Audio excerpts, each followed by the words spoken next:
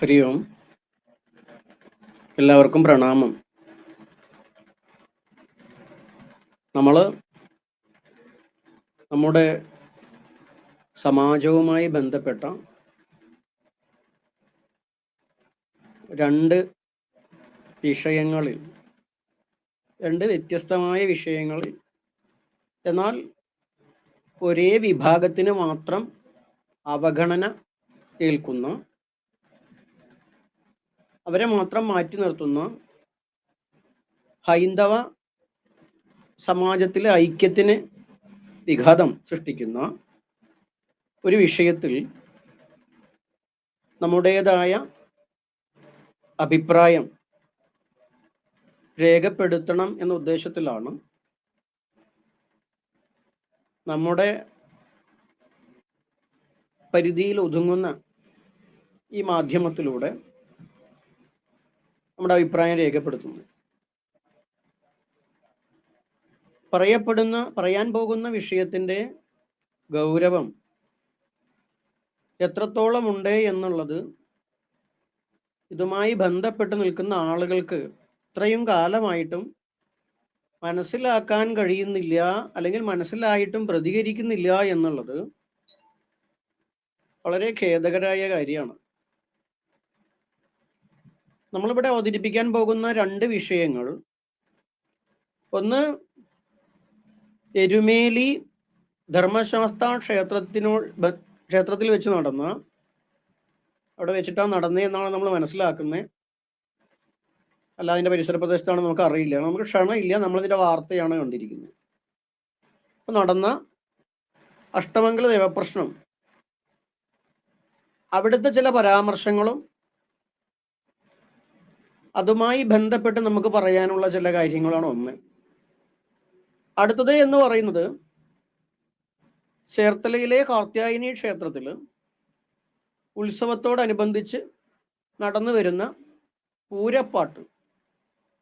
ആ പൂരപ്പാട്ടിനെ അവിടുത്തെ ക്ഷേത്ര ഉപദേശക സമിതി സെക്രട്ടറി ആ പൂരപ്പാട്ടിനെതിരെ കോടതിയെ സമീപിക്കുകയും ഹൈക്കോടതി അതിൽ ഇടപെട്ടുകൊണ്ട് അത്തരത്തിലുള്ള പാട്ടും ആട്ടും, ആ കളികളൊന്നും അവിടെ വേണ്ട, അതൊന്നും ക്ഷേത്രാചാരത്തിന് നിരക്കുന്നതല്ല, അതുകൊണ്ട് ബദൽ ഈ ക്ഷേത്രത്തിൻ്റെ ഉപദേശക സമിതി ഉണ്ടാക്കിയിട്ടുള്ള പാട്ടുകളൊക്കെ പാടിയാൽ മതി, ആ കളിയൊക്കെ മതി എന്ന് കോടതി പറഞ്ഞിരിക്കുകയാണ്. ഈ രണ്ട് വിഷയങ്ങളിലും നമ്മുടെ ഈ സമൂഹത്തിൻ്റെ, ഈ ഹിന്ദു സമൂഹത്തിൻ്റെ ഭാഗമായി നിന്ന് അഭിപ്രായം പറയുകയും അതിൽ നീതി എവിടെയാണ്, ആ നീതിപക്ഷത്ത് നിൽക്കേണ്ടതുമായ ഹൈന്ദവ സംഘടനകളും പ്രസ്ഥാനങ്ങളും മുഖ്യധാര മാധ്യമങ്ങളും അതിന് തയ്യാറാകാതെ അവർ ഒരു പക്ഷം ചേർന്ന് മാത്രം നിരന്തരം, ചരിത്രപരമായി പറയുകയാണെങ്കിൽ ഇപ്പോൾ 2025 ഈ ദിവസം വരെ അവരൊരു പക്ഷം ചേർന്ന് മാത്രം നിലപാടെടുത്തുകൊണ്ട് ഹിന്ദു എന്ന് പറയുന്നു. അത് ഖേദകരമായ കാര്യമാണ്. ഇപ്പോൾ ഹിന്ദുക്കളെ സംബന്ധിച്ചിട്ട് പലപ്പോഴും നമ്മൾ രാഷ്ട്രീയ സ്വയംസേവക സംഘം ഹിന്ദു ഒരു മതസംഘടനയല്ല എന്ന് അവർ തന്നെ പറഞ്ഞത്, എന്നാൽ പോലും അത്തരൊരു സംഘടനയിൽ പ്രവർത്തിക്കുന്നവർക്കൊക്കെ അറിയാൻ പറ്റും. ആ സംഘടന അതിൻ്റെ ദിശാഖയിൽ പോകുന്നവരോട് പറയുക ഹിന്ദു ഒരു മതമല്ല, സംസ്കാരമാണെന്ന് പറയുക. കൂടാതെ പരമോന്നത കോടതിയും പറഞ്ഞിരിക്കുന്നത് അങ്ങനെയാണ്. ഇവിടുത്തെ ഒരു വ്യവസ്ഥ അങ്ങനെ ഭരണഘടനാപരമായിട്ടും ഇവിടുത്തെ തദ്ദേശീയ ജനവിഭാഗങ്ങളുടെ വിധങ്ങളായിരിക്കുന്ന സമൂഹങ്ങളെ ചേർത്താണ് ഹിന്ദു എന്ന് പറഞ്ഞിരിക്കുന്നത്. അപ്പോൾ ഹിന്ദു മതം എന്ന് പറഞ്ഞ് നമ്മൾ എന്ത് ലേബലിൽ വന്നാലും ശരി, അത് ഒട്ടനവധി സംസ്കാരങ്ങളുടെ, സംസ്കൃതികളുടെ, സമുദായങ്ങളുടെ സമന്വയമാണ്. അതുകൊണ്ട് തന്നെ ഹൈന്ദവ സംരക്ഷണവും ഹൈന്ദവ ഐക്യവും ലക്ഷ്യം വെച്ച് പ്രവർത്തിക്കുന്ന ആചാര്യന്മാരോ സംഘടനകളോ മാധ്യമങ്ങളോ ഏതുമാകട്ടെ, അവരെ സംബന്ധിച്ചിട്ട് എല്ലാ ഹിന്ദുക്കളെയും ഒന്നിച്ചു ചേർത്തുകൊണ്ടുള്ള ഒരു അഭിപ്രായത്തിലൂടെയോ സമന്വയത്തിലൂടെയോ പോകുമ്പോഴേ ഒരു ഹിന്ദുപക്ഷമാവുള്ളൂ. അല്ല, പക്ഷം ചേർന്ന് സംസാരിക്കുന്നു എങ്കിൽ അത് ഹൈന്ദവമാണെന്ന അഭിപ്രായം നമുക്കില്ല. ഇനി ആർക്കെങ്കിലും ഉണ്ടെങ്കിൽ തന്നെ അതെന്ത് ഹിന്ദുവാന്ന് നമുക്ക് അറിയില്ല. ഇവിടെയാണ് എരുമേലി ക്ഷേത്രത്തിൽ നടന്ന ദേവപ്രശ്നത്തിൻ്റെ വാർത്ത നമ്മൾ കാണുന്നത്. ജനം TV എന്ന് പറഞ്ഞ ഒരു മാധ്യമത്തിൽ അതിൻ്റെ ബന്ധപ്പെട്ട് വന്ന ഈ ക്ലിപ്പിങ്സിലാണ്. അതിൽ അവതാരിക പറയുന്നത് ഇരിങ്ങാലക്കുട പത്മനാഭ ശർമ്മ എന്ന് പറയുന്ന ജ്യോതിഷിയുടെ നേതൃത്വത്തിലാണ് ശാസ്താ ക്ഷേത്രത്തിൽ ദേവപ്രശ്നം നടന്നത് എന്നാണ്. കൂടാതെ ഒറ്റപ്പാലത്തുള്ള വേദകുമാറും അതിൽ ജയകൃഷ്ണ പണിക്കർ, അങ്ങനെ ഒത്തിരി ആളുകൾ വേറെയും പങ്കെടുത്തിട്ടുണ്ടെന്ന് നമ്മൾ മനസ്സിലാക്കുന്നു. ആ ദേവപ്രശ്നം പ്രധാനമായിട്ടും എരുമേലിയിലെ വാവർ പള്ളിയുമായി ബന്ധപ്പെട്ട വിഷയത്തിലൊരു വ്യക്തത വരുത്തുക എന്ന ഉദ്ദേശത്തിൽ കൂടി ആയിരുന്നു എന്നാണ് നമ്മൾ മനസ്സിലാക്കുന്നത്. അങ്ങനെയുള്ള പ്രശ്നവിചാരത്തിൽ അവിടെ അയ്യപ്പന്റെ സന്തത സഹചാരിയായി കൂടെ നിന്നിരുന്ന ഒരു ഭൂതഗണത്തെ കുറിച്ചും പരാമർശം ഉണ്ടായിട്ടുണ്ട് എന്നുള്ളത് ഈ വാർത്തയിലൂടെ നമ്മൾ മനസ്സിലാക്കി.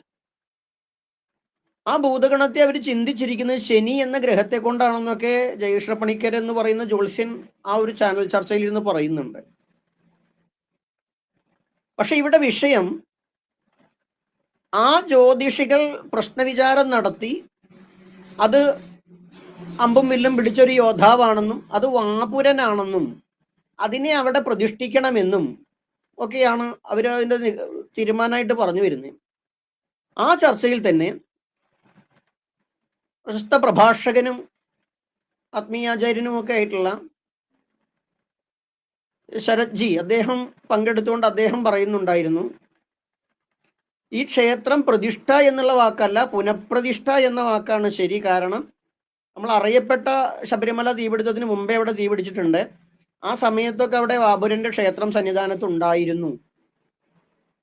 കൂടാതെ ഭൂതനാഥോപാഖ്യാനം എന്ന് പറയുന്ന ഗ്രന്ഥത്തിൽ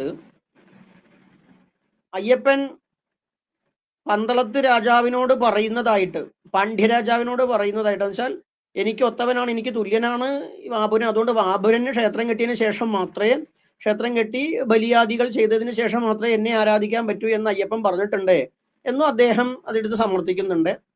അദ്ദേഹം ഈ വിഷയം അവിടെ അദ്ദേഹം ആ പ്രശ്നം നടക്കുന്നിടത്ത് ചെന്നു എന്നും അദ്ദേഹത്തിന്റെ അഭിപ്രായം അവിടെ രേഖപ്പെടുത്തിയിട്ടുണ്ട് എന്നും അതിനെ ജ്യോതിഷികൾ സ്വീകരിച്ചു, ആ ടൈമിൽ മഴ പെയ്തു, ലക്ഷണം നന്നായി എന്നൊക്കെ അദ്ദേഹം പറയുന്നതായിട്ട് നമ്മൾ കേട്ടു. ഇവിടെ ഭൂതനാഥോപാഖ്യാനം എഴുതപ്പെട്ട കാലഘട്ടമായിട്ട് ശരത്ജി തന്നെ കോട്ട് ചെയ്യുന്നത് നാരായണീയത്തിനൊക്കെ ഭാഗങ്ങളായിട്ടുള്ള കുറെ കാര്യങ്ങളുണ്ടെന്നും 16-17 നൂറ്റാണ്ടിൽ എഴുതപ്പെട്ടെന്ന് അദ്ദേഹത്തിന്റെ നിഗമനമായിട്ടാണ് പറയുന്നത്.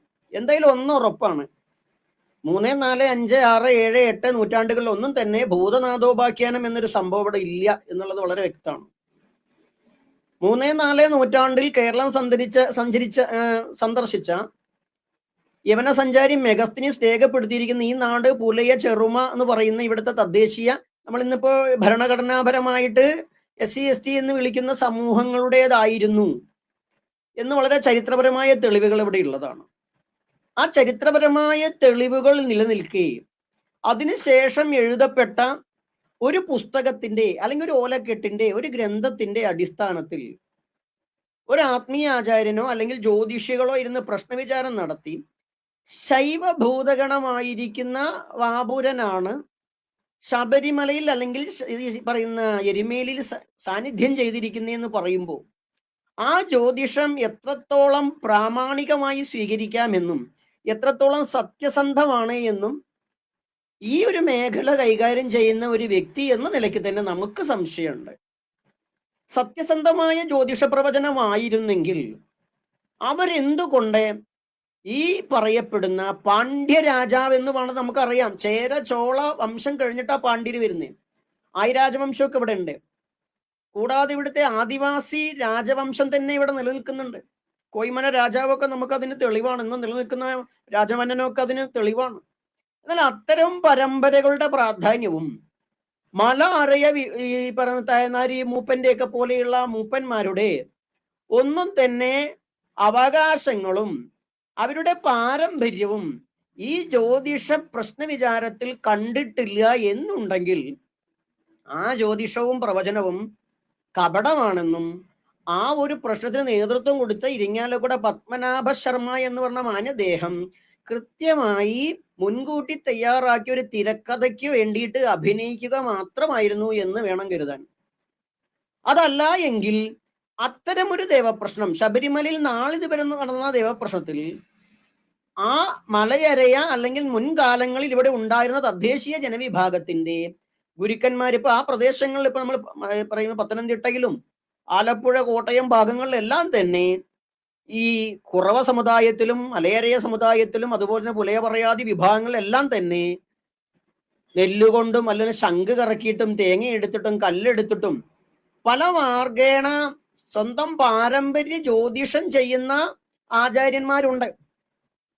അവരുടെയൊക്കെ അവകാശങ്ങൾ ശബരിമലയിൽ നിഷേധിക്കാൻ കഴിയാത്തതാണ്. അപ്പോൾ ഒരു ജ്യോതിഷ പ്രശ്നം നടക്കുമ്പോൾ ഒരു സാമാന്യ മര്യാദയാണ് ആ പ്രദേശത്തെ ജ്യോതിഷികളെ ക്ഷണിക്കുക എന്നുള്ളത്. നമ്മുടെ പുരാണങ്ങളും മറ്റും നോക്കുന്ന സമയത്ത് നമുക്ക് കാണാൻ പറ്റും, പ്രദേശത്തെ എല്ലാ സമ്പ്രദായാചാര്യന്മാരെയും ക്ഷണിക്കും. ചാർവാകന്മാരെ പോലും ക്ഷണിച്ചതായിട്ട് നമ്മളുടെയൊക്കെ ഗ്രന്ഥങ്ങളിൽ നിന്ന് കാണാൻ പറ്റും. അപ്പൊ അവിടെ വിശ്വാസമില്ലാത്തവരെ പോലും ക്ഷണിച്ചിട്ടാണ് പല കാര്യങ്ങളും നടക്കുക. ഇവിടെ വിശ്വാസപരമായ കാര്യങ്ങൾ നടക്കുമ്പോൾ അത് ഹൈന്ദവ പക്ഷമാകുമ്പോൾ അവിടെ എല്ലാ ഹിന്ദുക്കളുടെയും പ്രതിനിധികൾ ഉണ്ടാകേണ്ടതാണ്. പ്രത്യേകിച്ച് ശബരിമലയുമായി ബന്ധപ്പെട്ട് വലിയ തർക്കവും അതുപോലെ തന്നെ അവകാശവാദങ്ങളും എന്നും നിലനിൽക്കുന്നതാണ്, നിഷേധിക്കാൻ പറ്റില്ല. മലയരയരുടേതാണെന്ന് പറയുമ്പോൾ അതല്ല എന്ന് സമർത്ഥിക്കുന്ന ആളുകളെ കൊണ്ട് അഭിമുഖം നടത്തി അതുമാത്രം ടെലികാസ്റ്റ് ചെയ്യുന്ന ജനൻ ടിവിയുടെ ചില നടപടികൾ തികച്ചും ഖേദകരവും അതിനെതിരെ പ്രതിഷേധം രേഖപ്പെടുത്തേണ്ടതുമാണ്. കാരണം ഹിന്ദു പക്ഷമാണെന്ന് കരുതുന്ന ഒരു ചാനൽ അതിന്റെ ഭാഗത്ത് നിന്ന് ഒരു വിഭാഗത്തിന്റെ മാത്രം അഭിപ്രായം സ്വീകരിച്ച് അത് ജനങ്ങളിലേക്ക് സ്പ്രെഡ് ചെയ്യുന്നു എങ്കിൽ അത് ഏത് ഹിന്ദുവിന്റെ പക്ഷമാണെന്ന് ഇരിങ്ങാലക്കുട ദേവസ്വവുമായി ബന്ധപ്പെട്ട് മാല കെട്ടുന്ന ആളുടെ വിഷയവുമായി ബന്ധപ്പെട്ടൊക്കെ നമ്മൾ മനസ്സിലാക്കാൻ തുടങ്ങിയിട്ടുണ്ട് ആളുകൾ എന്ന് കരുതുന്നേ. കാരണം അതല്ല എങ്കിൽ അവര് എല്ലാ പക്ഷത്തു നിന്നുള്ള അഭിപ്രായം സ്വീകരിച്ച് കാണിക്കണം. അതല്ല, ശബരിമലയിലെ മലയരയ വിഭാഗത്തിന്റെ, അവിടുത്തെ ഈഴവ വിഭാഗത്തിന്റെ, അവിടെ നായർ കുറുപ്പ് വിഭാഗത്തിന്റെ ഒക്കെ അവകാശങ്ങൾ, ശക്തമായ അവകാശങ്ങൾ. അവിടെ കൊടുങ്ങല്ലൂരിന്റെ ചരിത്രം പറഞ്ഞ പോലെ ശബരിമലയിൽ ഒരു തന്ത്രിയോ ഒരു മേൽശാന്തി സംവിധാനം ഇല്ല എന്ന് പറയുന്ന കണ്ഠര് വരെ അവിടെ വരുന്ന ഏകദേശം 100-150 വർഷത്തെ പഴക്കേ ഉള്ളൂ. അത്രയും ഉണ്ടോ സംശയമാണ്. അതിനു മുമ്പുണ്ടായിരുന്ന വേറെ ആളുകളാണ്, അതിന്റെ മുമ്പ് മലയരയ വിഭാഗങ്ങൾ തന്നെയാണ് എന്നുള്ളത് വളരെ വ്യക്തവും ചരിത്രപരവുമായ സത്യമാണ്. അത് സജീവൻ പറയുന്നത് പോലെ ഈ നമ്മുടെ 18-ാം പറ്റ താഴെയുള്ള ആ കല്ലെടുത്ത് മറച്ചിട്ടിട്ടൊന്നും കാണേണ്ട ആവശ്യമില്ല. അതൊന്നും സംഭവിക്കാത്ത കാര്യം, അതൊന്നും ആവശ്യമില്ല. അല്ലാണ്ട് തന്നെ യുക്തിയും ബുദ്ധിയും ബോധവും ചരിത്രബോധമുള്ള എല്ലാവർക്കും മനസ്സിലാവും. അങ്ങനെയുള്ള ഒരു പശ്ചാത്തലത്തിൽ അതുമായി ബന്ധപ്പെട്ട് ഇപ്പൊ നമുക്കറിയാം, വാവര് പള്ളിയുമായി ബന്ധപ്പെട്ടാണ് വലിയ പ്രശ്നം നടക്കുന്നത്. വാവര് പള്ളിയുമായി ബന്ധപ്പെട്ട ഒരു ഇസ്ലാമിക മതത്തിന്റെ കേന്ദ്രത്തിൽ, മതാരാധനാ കേന്ദ്രത്തിൽ ഹൈന്ദവർ അയ്യപ്പന്മാരായി പോകേണ്ടതില്ല എന്നതാണ് ഇവിടുത്തെ പ്രധാന ഒരു വിഷയവും ഒരു വിവാദവും. അങ്ങനെയുള്ള സമയത്ത് ഈ ഒരു പ്രശ്നവിചാരം എന്ന് പറഞ്ഞാൽ വളരെ സെൻസിറ്റീവാണ്. മതസംബന്ധിയായതും സാമുദായിക സംബന്ധിയായിട്ടുള്ള, അതായത് ജാതി സംബന്ധിയായിട്ടുള്ള ഒത്തിരി വിഷയങ്ങളുള്ളത് കൊണ്ട് തന്നെ സെൻസിറ്റീവായ ഈ വിഷയം ആ ഗൗരവത്തോടു കൂടി കൈകാര്യം ചെയ്യേണ്ടതായിരുന്നു എന്നാണ് നമുക്ക് പറയാനുള്ളത്. ആ ഗൗരവത്തോടു കൂടിയിട്ട് അതിലിപ്പോ എന്തായാലും ഇപ്പൊ പള്ളിക്കലെ മുക്രിയെയും ഉസ്താദിനെയും അതിന്റെ സ്വന്തക്കാരെയും വിളിക്കണം നമുക്ക് അഭിപ്രായമൊന്നുമില്ല. അവരിപ്പോ ഇതിന്റെ ആൾക്കാരൊന്നുമല്ല. ഈ പറഞ്ഞ വാവരെന്ന് പറയുന്ന മനുഷ്യൻ ഒരു സൂഫിയാണെന്നും അദ്ദേഹം മലബാര സമ്പ്രദായവുമായി ബന്ധപ്പെട്ട് ചില സാധനങ്ങൾ ചെയ്തിട്ടുണ്ടെന്നും അയ്യപ്പന്റെ സഹായിയായി വർത്തിച്ചിട്ടുണ്ടെന്നൊക്കെ നമ്മൾ ഇതിനു മുമ്പ് പറഞ്ഞിട്ടുള്ളതാണ്. പക്ഷെ സൂഫി വിഭാഗമാണ്. സൂഫികൾ ഇപ്പൊ അഹമ്മദിയ സൂഫി വിഭാഗത്തെയും മുസ്ലിങ്ങളുടെ സുന്നി ജമായത്ത് ഇത്തരം കാര്യങ്ങളെ കുറിച്ച് നമ്മൾ കൂടുതൽ വിശദീകരിക്കേണ്ട ആവശ്യമില്ല. അതൊക്കെ അറിയുന്നവർക്ക് അറിയുന്ന കാര്യമാണ്. അവരിൽ തന്നെ അഭിപ്രായ വ്യത്യാസങ്ങൾ ഉള്ളതാണ്. ഈ ജാറത്തിലൊക്കെ പോയി കഴിഞ്ഞാൽ അവര് ഭസ്മം ഉപയോഗിച്ചില്ലെങ്കിൽ കുരുമുളകൊക്കെ ചന്ദനത്തിരി എണ്ണ തിരിയൊക്കെ അവിടെ ഉള്ളതാണ്. അപ്പൊ എന്തായാലും അത്രയും വിശദിക്കല്ല നമ്മൾ പോകുന്നത്. അപ്പോ ആ ഒരു പള്ളി അവിടെ നിർത്തിയാലും വേറെ സന്നിധാനത്തായാലും ശരി ഒരു ഭൂതഗണത്തിന്റെ അല്ലെങ്കിൽ ഒരു മലബാരമൂർത്തിയുടെ സാന്നിധ്യം ശക്തമായി ഉണ്ട് എന്നുള്ളത് നമ്മൾ കാലങ്ങളായിട്ട് പറയുന്നതാണ്. ആ മലബാര പാരമ്പര്യം ശൈവമല്ല.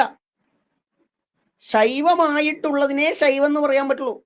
വൈഷ്ണവമായിട്ടുള്ളതിനെ വൈഷ്ണവം എന്നും ശാക്തേയം അതിനെ ശാക്തേയം എന്നും പറയാം. വേർതിരിച്ച് പറയുകയാണെങ്കിൽ ഹൈന്ദവം എന്നാണെങ്കിൽ ഒറ്റവാക്കിൽ പറയാം. അപ്പോഴും നമുക്ക് സയൻസ് എന്ന് പറയുന്നത് നമുക്ക് സ്വതവേ കെമിസ്ട്രി, ബയോളജി, ഫിസിക്സ് എന്ന് പറയും. പിന്നെ ബോട്ടണി, സുവോളജി ഇങ്ങനെയൊക്കെ പറയുന്ന രീതി ഉണ്ടല്ലോ.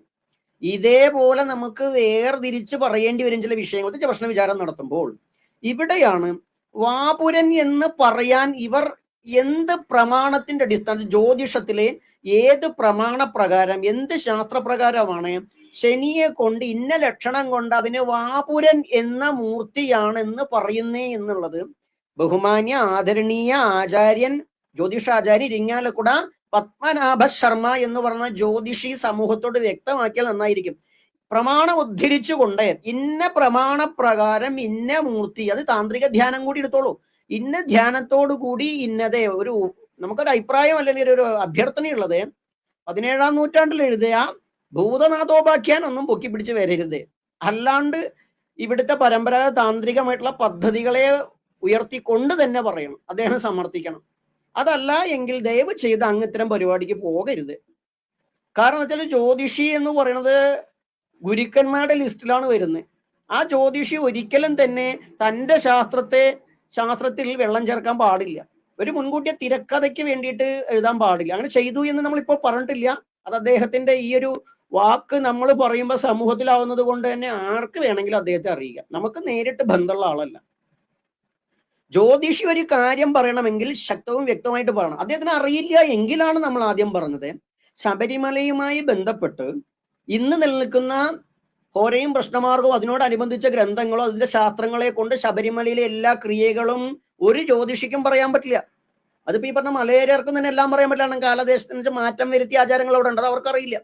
അത്തരമൊരു പദ്ധതിയെ കുറിച്ച് നമ്മൾ അവതരിപ്പിക്കുമ്പോൾ ഇവരുടെ ആ അഭിപ്രായം ഇവർ പ്രമാണസഹിതം പറഞ്ഞാൽ മറ്റെന്തെങ്കിലും സാധ്യതകൾ ഉണ്ടോ എന്നുള്ളത് മറ്റ് ഹിന്ദു സമ്പ്രദായത്തിലെ മറ്റ് ജ്യോതിഷ പാരമ്പര്യം ഉണ്ടെങ്കിൽ അവരോടുകൂടി ആരായേണ്ടതായിരുന്നു. അതാണ് ആ വേദിയിൽ വേണ്ടിയിരുന്നത്.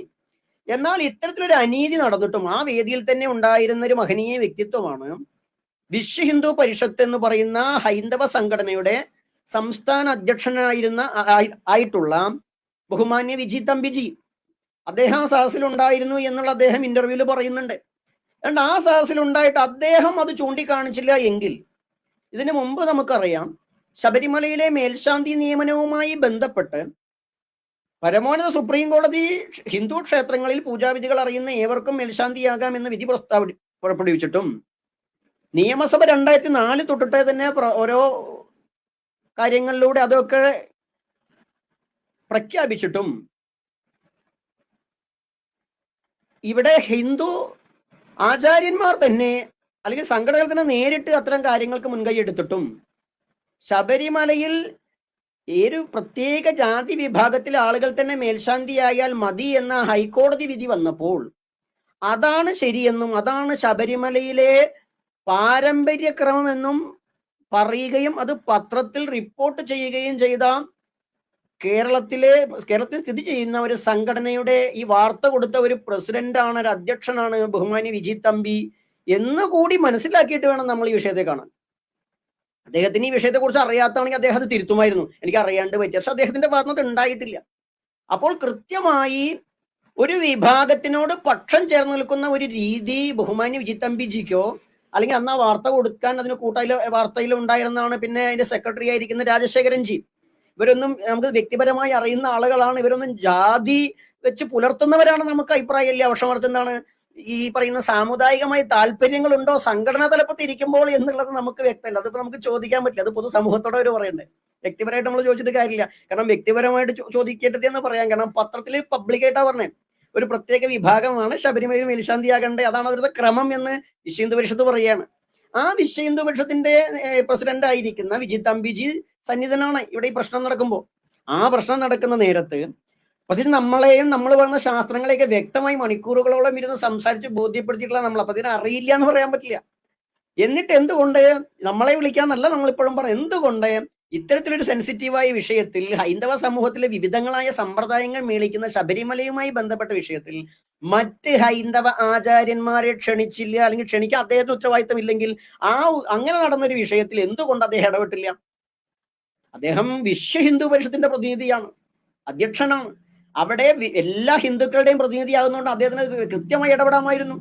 അദ്ദേഹം ചാനൽ ചർച്ചയിലും ഈ ഒരു കാര്യം മിണ്ടിയില്ല എന്നുള്ളത് കൊണ്ട് തന്നെ അത് ബോധപൂർവമാണ് എന്ന് വേണം മനസ്സിലാക്കാൻ. കാരണം ഇവർ മുന്നോട്ട് വെക്കുന്ന ഹിന്ദുത്വത്തിൽ, ഹൈന്ദവ സംസ്കാരത്തിൽ ഇവിടുത്തെ അടിസ്ഥാന വിഭാഗങ്ങളെ ബോധപൂർവം മാറ്റി നിർത്തിക്കൊണ്ട് ഒരു പ്രത്യേക വിഭാഗത്തിന്റെ സംസ്കാരം ഹിന്ദു സംസ്കാരമാണെന്ന് ലേബൽ ചെയ്ത് സ്ഥാപിക്കുന്നതിന് വേണ്ടി ഇവർ ശ്രമിക്കുന്നുവോ എന്ന് ആർക്കെങ്കിലും തോന്നിയാൽ തെറ്റ് പറയാൻ പറ്റുമോ നമുക്കറിയില്ല.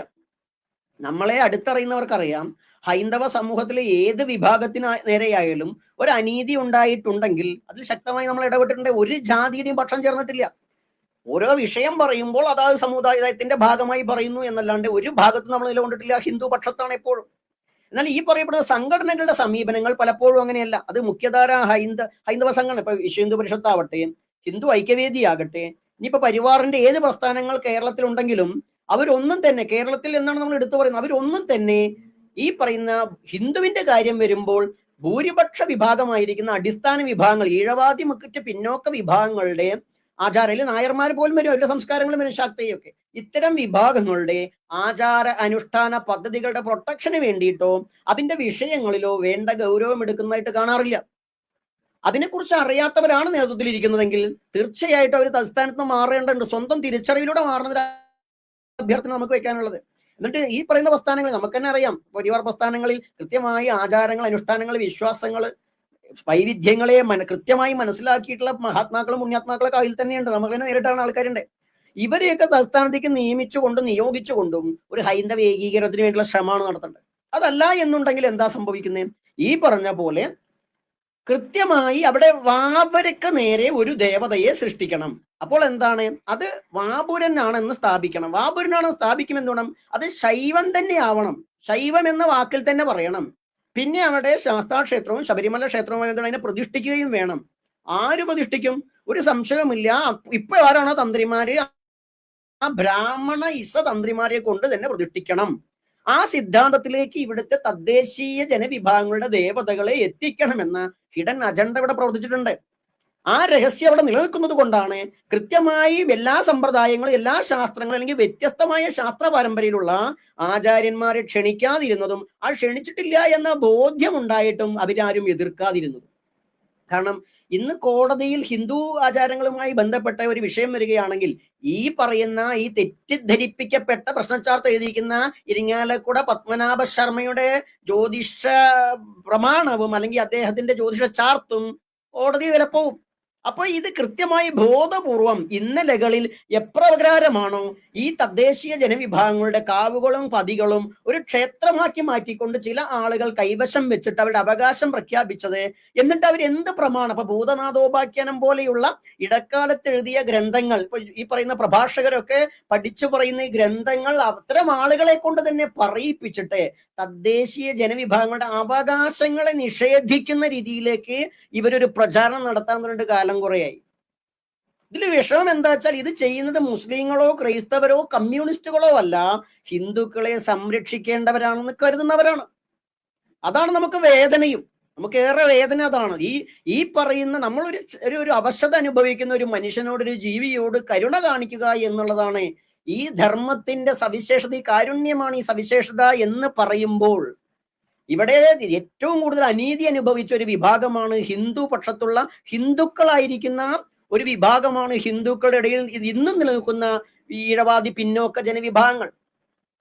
എത്രയോ ജാതീയമായ ആക്രമണങ്ങൾ അധികാരി വർഗങ്ങളുടേതായിരിക്കുന്ന ഒത്തിരി ആക്രമണങ്ങളും അവഗണനകളും പീഡനങ്ങളും ഏറ്റുവാങ്ങിയിട്ടും മതപരിവർത്തനം ചെയ്യാതെ ഇവിടെ പിടിച്ചു നിന്ന ഒരു സുഖങ്ങളും സൗകര്യങ്ങളും കണ്ടല്ല. ഇരിങ്ങാലക്കുടയിലെ മാലകെട്ടൽ വിവാദവുമായി ബന്ധപ്പെട്ട് പലരും പറഞ്ഞു ഞങ്ങൾക്ക് വേറെ പണിയില്ല, ഞങ്ങളുടെ ദാരിദ്ര്യത്തിലാണ്, ഞങ്ങൾ പണ്ടേ പട്ടിണിയാണ് എന്നൊക്കെ പറയാൻ എല്ലാ ഹൈന്ദവ സംഘടനാ നേതാക്കളും ശ്രമിക്കുന്നത് നമ്മൾ കാണുകയുണ്ടായി. എന്നാൽ അവർക്ക് ഒരിക്കലും അവരെ ഭരിക്കാൻ ആരും ഉണ്ടായിരുന്നില്ല. എന്നാൽ സ്വന്തം സ്വാതന്ത്ര്യത്തെ മറ്റുള്ളവർ കടന്നാക്രമിച്ചിട്ടും പീഡനങ്ങൾ അനുഭവിച്ചിട്ടും ഇവിടെ പട്ടിണി കിടന്നൊരു വിഭാഗം ഹിന്ദുക്കളുടെ ഇടയിലുണ്ട്. ആ വിഭാഗം അന്നും ഇന്നും ഈ അവഗണന അനുഭവിച്ച് ഇവിടെ നിൽക്കുന്നു എന്നുള്ളത് നാം ഓരോരുത്തരും മനസ്സിലാക്കണം. അവർക്ക് വേദനയില്ലാഞ്ഞിട്ടോ അഭിപ്രായമില്ലാഞ്ഞിട്ടോ അല്ല, അവരെ നാം കേൾക്കുന്നില്ല എന്നുള്ളതാണ്. അതിന് ഏറ്റവും വലിയ തെളിവാണ് ഇപ്പൊ ഏകദേശം ഒരു 3-4 വർഷത്തെ ജനൻ ടിവിയുടെ തന്നെ, ഹിന്ദു പക്ഷത്തെ ജനൻ ടിവിയുടെ തന്നെ ഈ ഹിന്ദു ആചാരാനുഷ്ഠാന പദ്ധതി സംഭവവുമായിട്ട് ബന്ധപ്പെട്ടിട്ടുള്ള ചർച്ചകളിലോ വിഷയങ്ങളിലോ, അത് കേസരിയാവാം ജന്മഭൂമിയാവാം, ഇത്തരം പത്രങ്ങളിലോ ദൃശ്യമാധ്യമങ്ങളിലോ ഒന്നും തന്നെ ഈ പറയപ്പെടുന്ന അവഗണിക്കപ്പെട്ട പരമ്പരയെ അവഗണിക്കപ്പെട്ട ഭൂരിപക്ഷ ഹിന്ദുവിന്റെ ഒരു പ്രതിനിധിയുടെ ഒരു ശബ്ദം കേൾപ്പിക്കുന്നില്ല ഇവർ എന്നുള്ളത് ശ്രദ്ധിക്കണം. കേൾക്കുന്നില്ല എന്നല്ല, കേൾപ്പിക്കുന്നില്ല. കാരണം എന്താണ്? ഇവരുടെ വോയിസ് പുറത്തു വരരുതേ, ഇവരുടെ വോയിസ് അല്ല ഞങ്ങൾ കേൾപ്പിക്കാൻ ഉദ്ദേശിക്കുന്ന എന്ന ഹിഡൻ അജണ്ട നിങ്ങൾക്കുണ്ടോ എന്ന് നിങ്ങൾ പറയണം. നിങ്ങൾക്കുണ്ടോ എന്ന് നിങ്ങൾ പറയണം.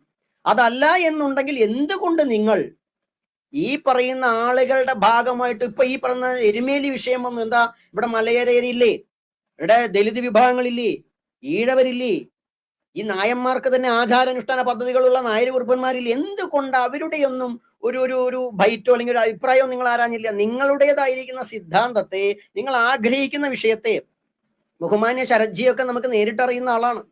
അദ്ദേഹമൊക്കെ ഈ പറയുന്ന സമ്പ്രദായങ്ങളെയൊക്കെ മനസ്സിലാക്കാൻ ശ്രമിച്ച് പറയുന്ന ആളാണ്. പക്ഷെ അദ്ദേഹത്തിന്റെ പോലും സെലക്റ്റീവ് ആയിട്ടുള്ള അഭിപ്രായമാണ് ജനം ടി വി ആരാഞ്ഞത്. സെലക്റ്റീവായിട്ട് ഇവർ പറയുന്ന വാപുരനെ സമർത്ഥിക്കുന്ന അഭിപ്രായമാണ് പറഞ്ഞത്.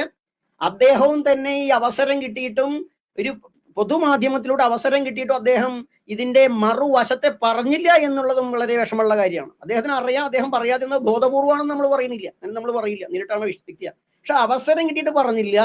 ഇവർക്ക് അനുകൂലമായി ഈ ബ്രാഹ്മണീകരണത്തിന് വേണ്ടിയിട്ടുള്ള എല്ലാ വളങ്ങളും ആ ചെടിക്കടിയിൽ ഇട്ടുകൊടുക്കാനാണ് ശരത്ജിയുടെ ഭാഗത്തുള്ള അഭിപ്രായങ്ങൾ കൊണ്ട് സാധിച്ചത്. അത് ഖേദകരമാണ്.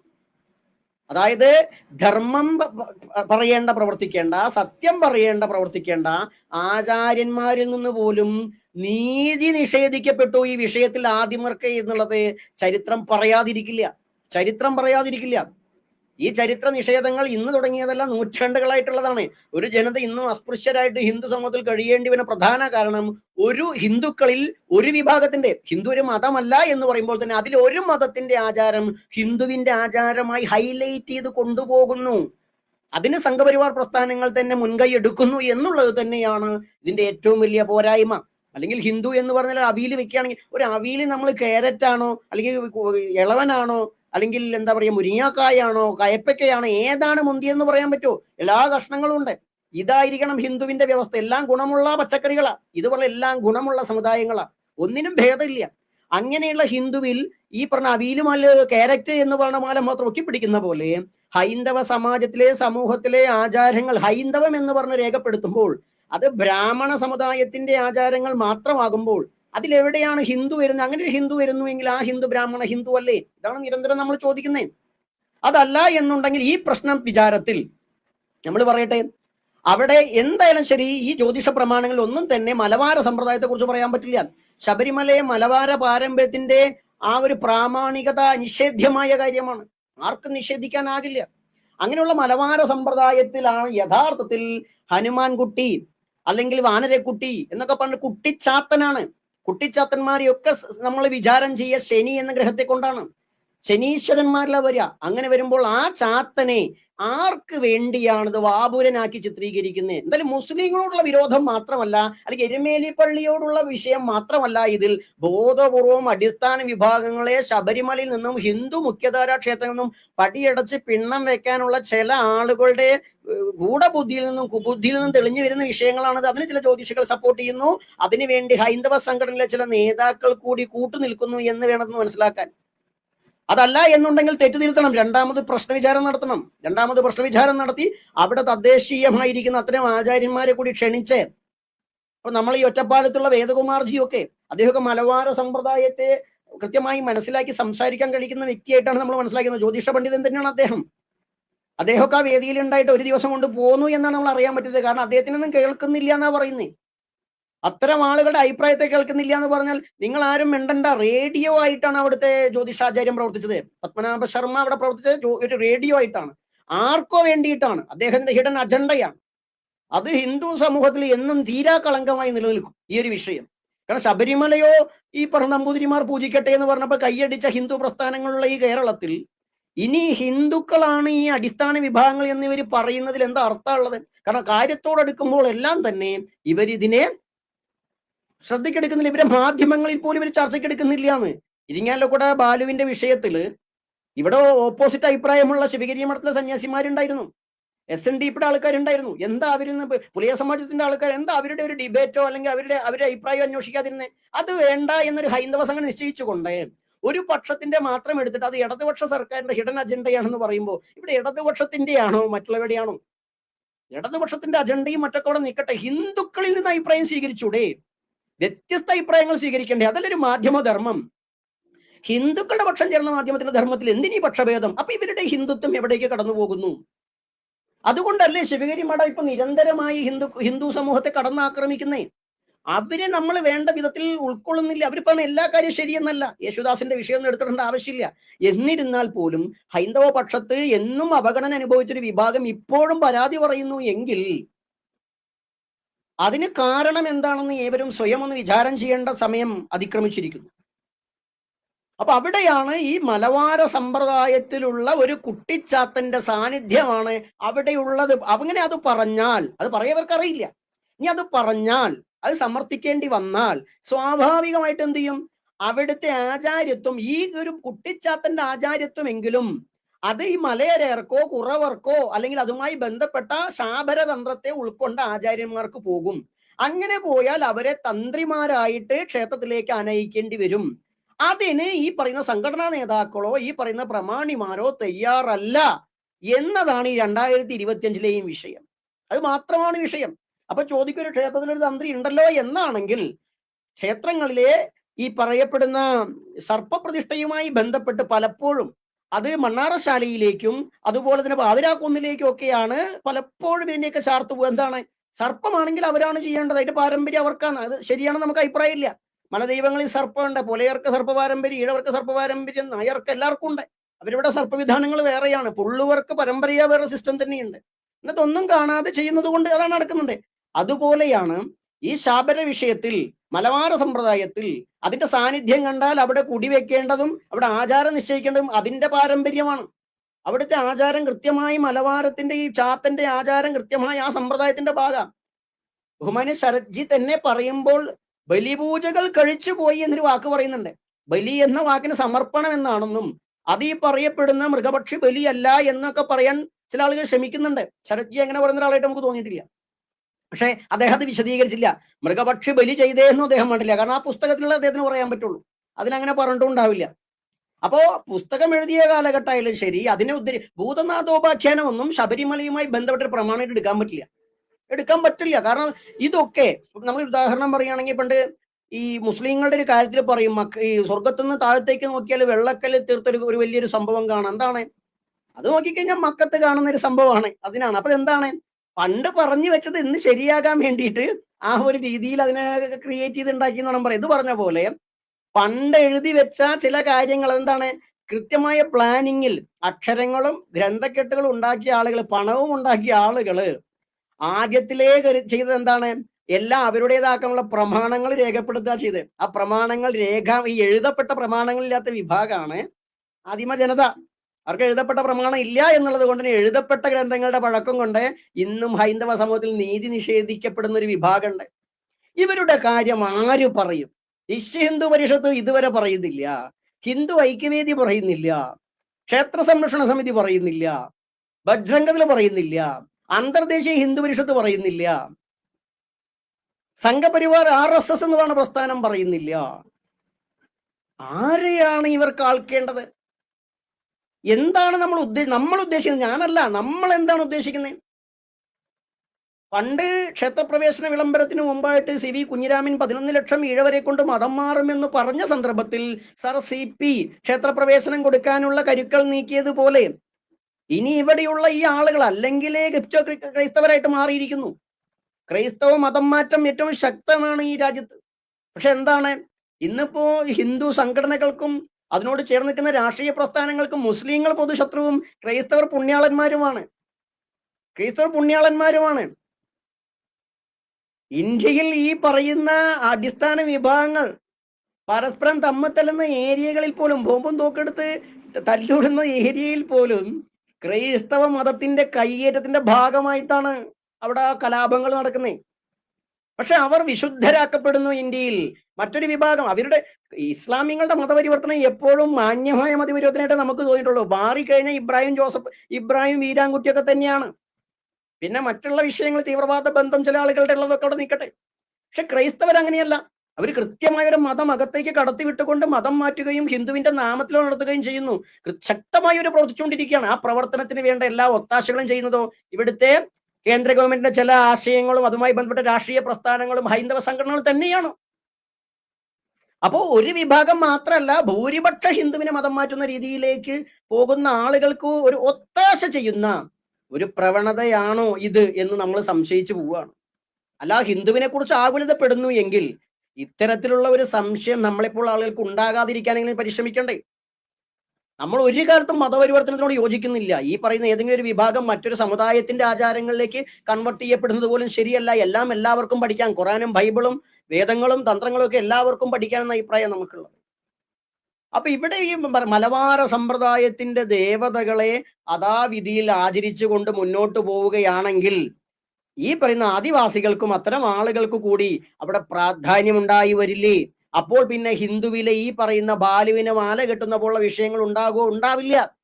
ഈഴവർക്ക് കൊടുക്കേണ്ട പ്രാതിനിധ്യം ഈഴവർക്കും, നായർക്ക് കൊടുക്കേണ്ട പ്രാതിനിധ്യം നായർക്കും, അരയന് കൊടുക്കേണ്ട അരയനും ക്ഷേത്രങ്ങളിൽ തന്നെ ഉണ്ടായാൽ ഉണ്ടാകാതിരിക്കാൻ പറ്റില്ല. കാരണം ഇത് ഈ ഭൂമി എന്ന് പറഞ്ഞതിന്റെ ചരിത്രപരമായ പരശുരാമൻ മഴവെറിഞ്ഞുണ്ടായി എന്നൊന്നും നമ്മളിനി കുട്ടികളെ പഠിപ്പിക്കില്ല കേട്ടോ. വളരെ ഭോഷ്കാണത്, മണ്ടന്മാരാണ് അത് പറയുള്ളൂ. അപ്പൊ അല്ലാണ്ട് ചരിത്രപരമായിട്ടുള്ള ഈ വിഷയങ്ങള് അങ്ങനെ വരുമ്പോൾ ഓരോരുത്തർക്കും ചരിത്രപരമായിട്ടുള്ള അതിന്റെ അവകാശങ്ങൾ ഉണ്ടാവുമ്പോൾ എന്തുകൊണ്ട് ക്ഷേത്രങ്ങളിൽ അത്തരം ദേവതകളുടെ സാന്നിധ്യം കാണുന്നില്ല? അപ്പൊ ജ്യോതിഷത്തിൽ തന്നെ തെറ്റില്ലേ? ഉണ്ട്, ആ ജ്യോതിഷത്തിൽ തെറ്റുണ്ട്. കാരണം ജ്യോതിഷന്മാർ ഒരു ശാസ്ത്ര പുസ്തകം പഠിച്ചുകൊണ്ട് അതിന്റെ വീക്ഷണത്തിൽ വീക്ഷിക്കുമ്പോ അവർ അറേബ്യയിൽ പോയി പ്രശ്നം വെച്ചാലും അവിടെ പറയാ വിഷ്ണു ശിവനാണെന്നാ പറയാ. അവിടെ ലാത്തിയും മനാത്തിയും ഉസ്സെന്ന് അവർ കാണില്ല. എന്നിട്ട് പറയും ഇതൊക്കെ അല്ല പണ്ട് എങ്ങനെയല്ല. ദൈവചരിത്രം പഠിച്ചവർക്കറിയാം നാമങ്ങളും ആചാരങ്ങളും പിന്നീട് വരുന്നതാണ്. പ്രകൃതി ആരാധനയാണ് ആദ്യം ഉള്ളത്. ശ്രീമാൻ ഉണ്ണി അദ്ദേഹം ഹിന്ദു ഐക്യവേദിയുടെ പാലക്കാട് ജില്ലാ പ്രസിഡന്റാണ്. അദ്ദേഹമാണ് ജാതി തിരിക്കലാണ് താങ്കൾ ചെയ്യുന്നത്, കഷ്ടം. ശ്രീമാൻ ഉണ്ണി, അങ്ങയുടെ പ്രസ്ഥാനം ഹിന്ദു ഐക്യവേദി, അങ്ങയുടെ കഴിഞ്ഞ സംസ്ഥാന പ്രസിഡന്റ് ശശികല ടീച്ചർ റിപ്പോർട്ടർ ചാനലിൽ നടന്നൊരു ചർച്ചയിൽ, നമ്മൾ ഉൾപ്പെട്ടൊരു ചർച്ചയിൽ ഞങ്ങളുടെ പാരമ്പര്യ ആചാരങ്ങൾ ചെയ്യുന്നവരെ ജയിലിൽ അടയ്ക്കണമെന്ന് പറഞ്ഞു. അത് ജാതി തിരിക്കലാണോ എന്ന് അങ്ങയോട് നേരിട്ട് സംസാരിക്കാൻ നമ്മൾ ആഗ്രഹിക്കുന്നു. അങ്ങ് ഹിന്ദു സംഘടനയുടെ നേതാവാണെങ്കിൽ ചണ്ടാള ബാബയുടെ ആശ്രമം അങ്ങയുടെ തന്നെ പാലക്കാട് ജില്ലയിൽ മംഗലാംകുന്നാണ്. ഞാനിവിടെ 3-4 വർഷമായി താമസിക്കുന്നു. ഒരു ഹിന്ദു ഐക്യവേദിയുടെ പ്രസിഡന്റായിട്ട് അങ്ങേക്ക് നമ്മുടെ ആശ്രമത്തിൽ നേരിട്ട് വന്ന അഭിപ്രായം പറയാതെ ഫേസ്ബുക്കിൽ അഭിപ്രായം പറയുന്നതാണ് അങ്ങയുടെ രീതി എങ്കിൽ അങ്ങ് എങ്ങനെയാണ് സംഘടനാ നേതാവാകുന്നത്? അങ്ങയുടെയൊക്കെ പ്രസ്ഥാനങ്ങൾ എന്തായാലും ഞങ്ങളുടെ ഭാഗമല്ല. ഞാനൊരു പട്ടികജാതി വിഭാഗത്തിലെ പ്രതിനിധിയാണ്. അങ്ങേക്ക് ഇങ്ങേട്ട് വരാൻ അങ്ങയുടെ ജാതിയോ സംഘടനയോ അശുദ്ധി കൽപ്പിച്ചിട്ടില്ലെങ്കിൽ അങ്ങേക്ക് ചണ്ടാള ബാബയുടെ ആശ്രമത്തിലേക്ക് വരാം. അല്ല ഹിന്ദു ഐക്യവേദിക്ക് ശശികല ടീച്ചറെ പോലെ ഒരു അസ്പൃശ്യത. അത് പറയാൻ കാരണം ഏകദേശം 5 വർഷം മുമ്പ് 6 വർഷം മുമ്പാണെന്ന് തോന്നുന്നു ചണ്ടാളയുടെ ആശ്രമത്തിലേക്ക് ശ്രീമതി ശശികല ടീച്ചർ വരുമെന്ന് പറഞ്ഞ് അവിടുത്തെ സംഘടന, അവിടുത്തെ ആശ്രമം പ്രവർത്തകര് എല്ലാം ഒരുക്കിയതിനു ശേഷം കാണാതായപ്പോ വിളിച്ചപ്പോഴാ പറഞ്ഞ അല്ല സമയമില്ല എന്ന് പറഞ്ഞത്. വരുമെന്ന് അവരാ പറഞ്ഞത്, ഞങ്ങൾ ക്ഷണിച്ചിട്ടല്ല. അങ്ങനെയുള്ള താങ്കളുടെ പ്രസ്ഥാനം ഞങ്ങളോട് കാണിക്കുന്ന ജാതിയോളം ജാതി വേർതിരിവോളം നിങ്ങളുടെ സംഘടനയിലോളം നിങ്ങളോടോ ഒന്ന് അങ്ങൊരു പൂജാരിയല്ലേ? ഈശ്വരൻ എന്താ ജാതി? ഞാനൊരു പൂജാരിയല്ല, ഞാനൊരു സമുദായത്തിന്റെ ആചാര്യനാണ്, ഞാനൊരു സമ്പ്രദായത്തിന്റെ ആചാര്യനാണ്. അല്ലയോ മഹാത്മാവേ? അദ്ദേഹത്തെ അല്ല. അപ്പൊ അങ്ങൊരു പൂജാരിയല്ലേ ശ്രീമാൻ ഉണ്ണി വീണ്ടും പറയുന്നു. അങ്ങൊരു ഹിന്ദു ഐക്യവേദി എന്ന് പറഞ്ഞ സംഘടന, ഹിന്ദു ഐക്യം, പൊലയരെയും പറയരെയും വേട്ടുവരെയും വള്ളുവരെയും എന്റെ ജനതയെ, നായർ എന്റെ അമ്മയുടെ നായര, ആ നായന്മാരെ കൂടി ചേർത്തിട്ടുള്ള അങ്ങനെയുള്ള എന്നോടാണ് അങ്ങ് ജാതി തിരിക്കുകയാണോ ചോദിക്കുന്നത്? എന്റെ അമ്മ ഒരു നായര. കാണിപ്പോയി കൃഷ്ണൻ നമ്പൂതിരിപ്പാട് എന്റെ ഗുരുസ്ഥാനീയനാണ്, ഗുരുവാണ്, ദക്ഷിണ വെച്ച ഗുരുവാണ്. രാമനാചാര്യ എന്റെ വാസ്തുവിദ്യ ഗുരുവാണ്. കാര്യമാത്ര വിജയൻ തന്ത്രി എന്റെ പൂജാ ഗുരുവാണ്. കബർദിനി അമ്പ എന്റെ ദീക്ഷാ ഗുരുവാണ്. കണ്ണൻ എന്ന് പറയുന്ന വ്യക്തി എന്റെ മലബാരത്തിന്റെ ഗുരുവാണ്. ആ എനിക്കോ ജാതി നിശ്ചയിക്കുന്ന നിങ്ങൾ?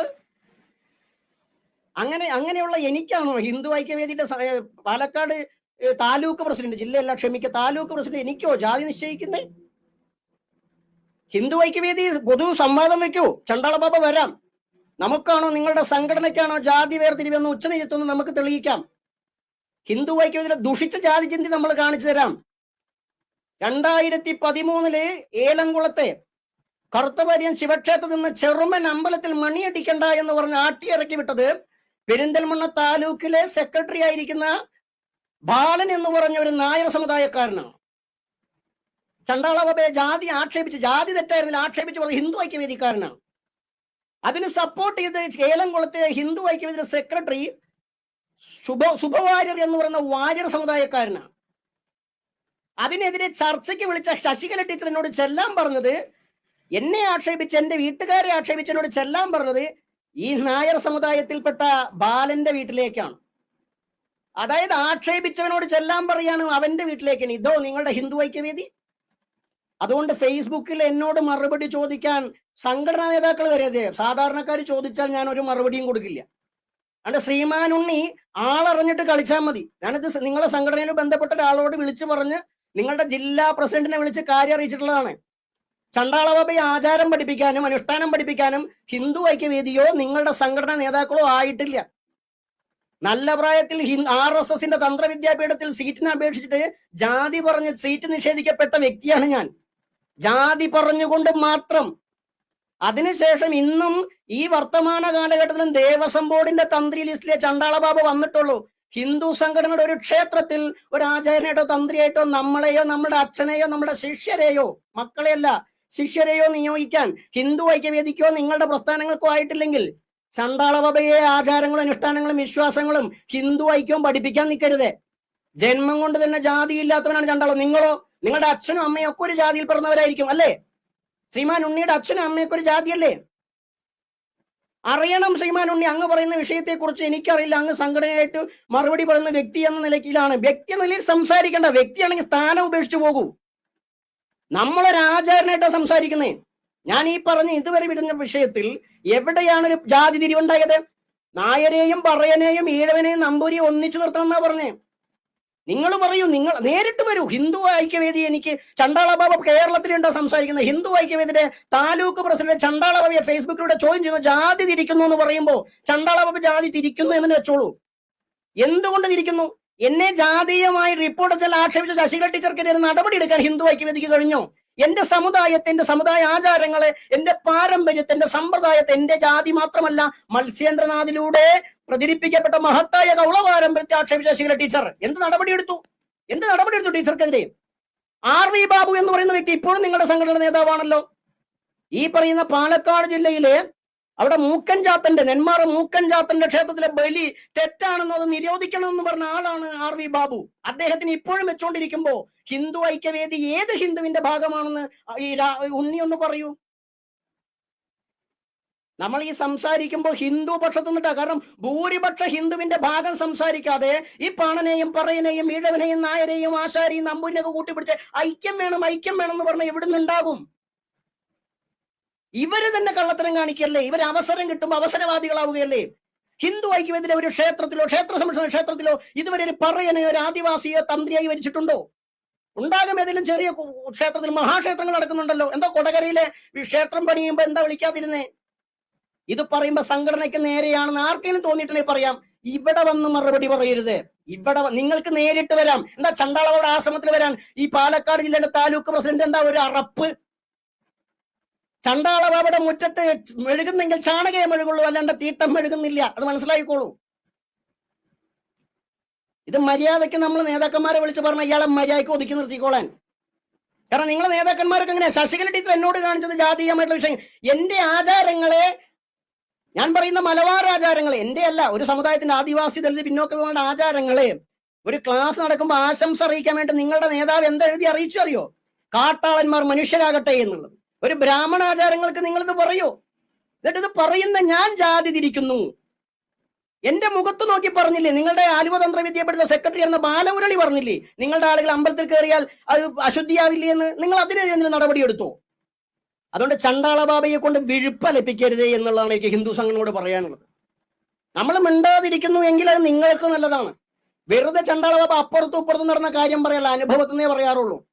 ഇതുവരെ ചണ്ടാളുടെ ബാബയുടെ മേത്തൊരു തരി മണ്ണ് വാരിയിട്ടിട്ടുണ്ടെങ്കിൽ അത് ഹിന്ദുക്കൾ മാത്രമാണ്, ഹിന്ദു ഈ സവർണ ചിന്തയുള്ള ഹിന്ദുക്കളാണ്, അല്ലാണ്ട് മറ്റു മതസ്ഥരില്ല, മറ്റു രാഷ്ട്രീയ പ്രസ്ഥാനക്കാരില്ല. എന്നിട്ടും ചണ്ടാളബാബ ഒരു പ്രശ്നത്തിന് വരാത്തത് ഒരു മര്യാദയാണ്. ആ മര്യാദ തിരിച്ച് ഇങ്ങോട്ടില്ലെങ്കിൽ നമ്മൾ വെറുതെ സംസാരിക്കും. നമ്മൾ അത് പറയാനല്ല ഇവിടെ ഇരിക്കുന്നേ. ഏതെങ്കിലും പ്രേക്ഷകർക്ക്, നമ്മളെ കേൾക്കുന്നവർക്ക് എന്തെങ്കിലും തോന്നിയിട്ടുണ്ടെങ്കിൽ ഇവരുടെ പ്രശ്നം പറഞ്ഞാൽ ഇവർക്ക് ഇതാണ്. ഇത്തരം നേതാക്കന്മാർ തന്നെയാണ് ഈ തലപ്പത്ത് ശശികല ടീച്ചറോട്ട് ഇത്തരം ആളുകൾ തന്നെയാണ്.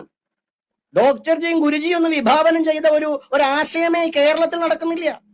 കാരണം ഇവര് കാര്യം ശശികല ടീച്ചർ തന്നെ റിപ്പോർട്ട് ചെയ്ത് ഞങ്ങൾ അടുത്തിരുന്ന് സംസാരിക്കാണ്ട് ഇപ്പൊ 2 കൊല്ലം കഴിഞ്ഞു. ഇതുവരെ നമ്മളെ നേരിട്ട് സംസാരിച്ചാൽ ചണ്ടാളബാബയല്ലേ അടുത്തിരിക്കാൻ അറപ്പ് കാണും, ചണ്ടാളനല്ലേ ഹിന്ദു ഐക്യവേദിക്കാർക്ക് അറപ്പ് കാണും.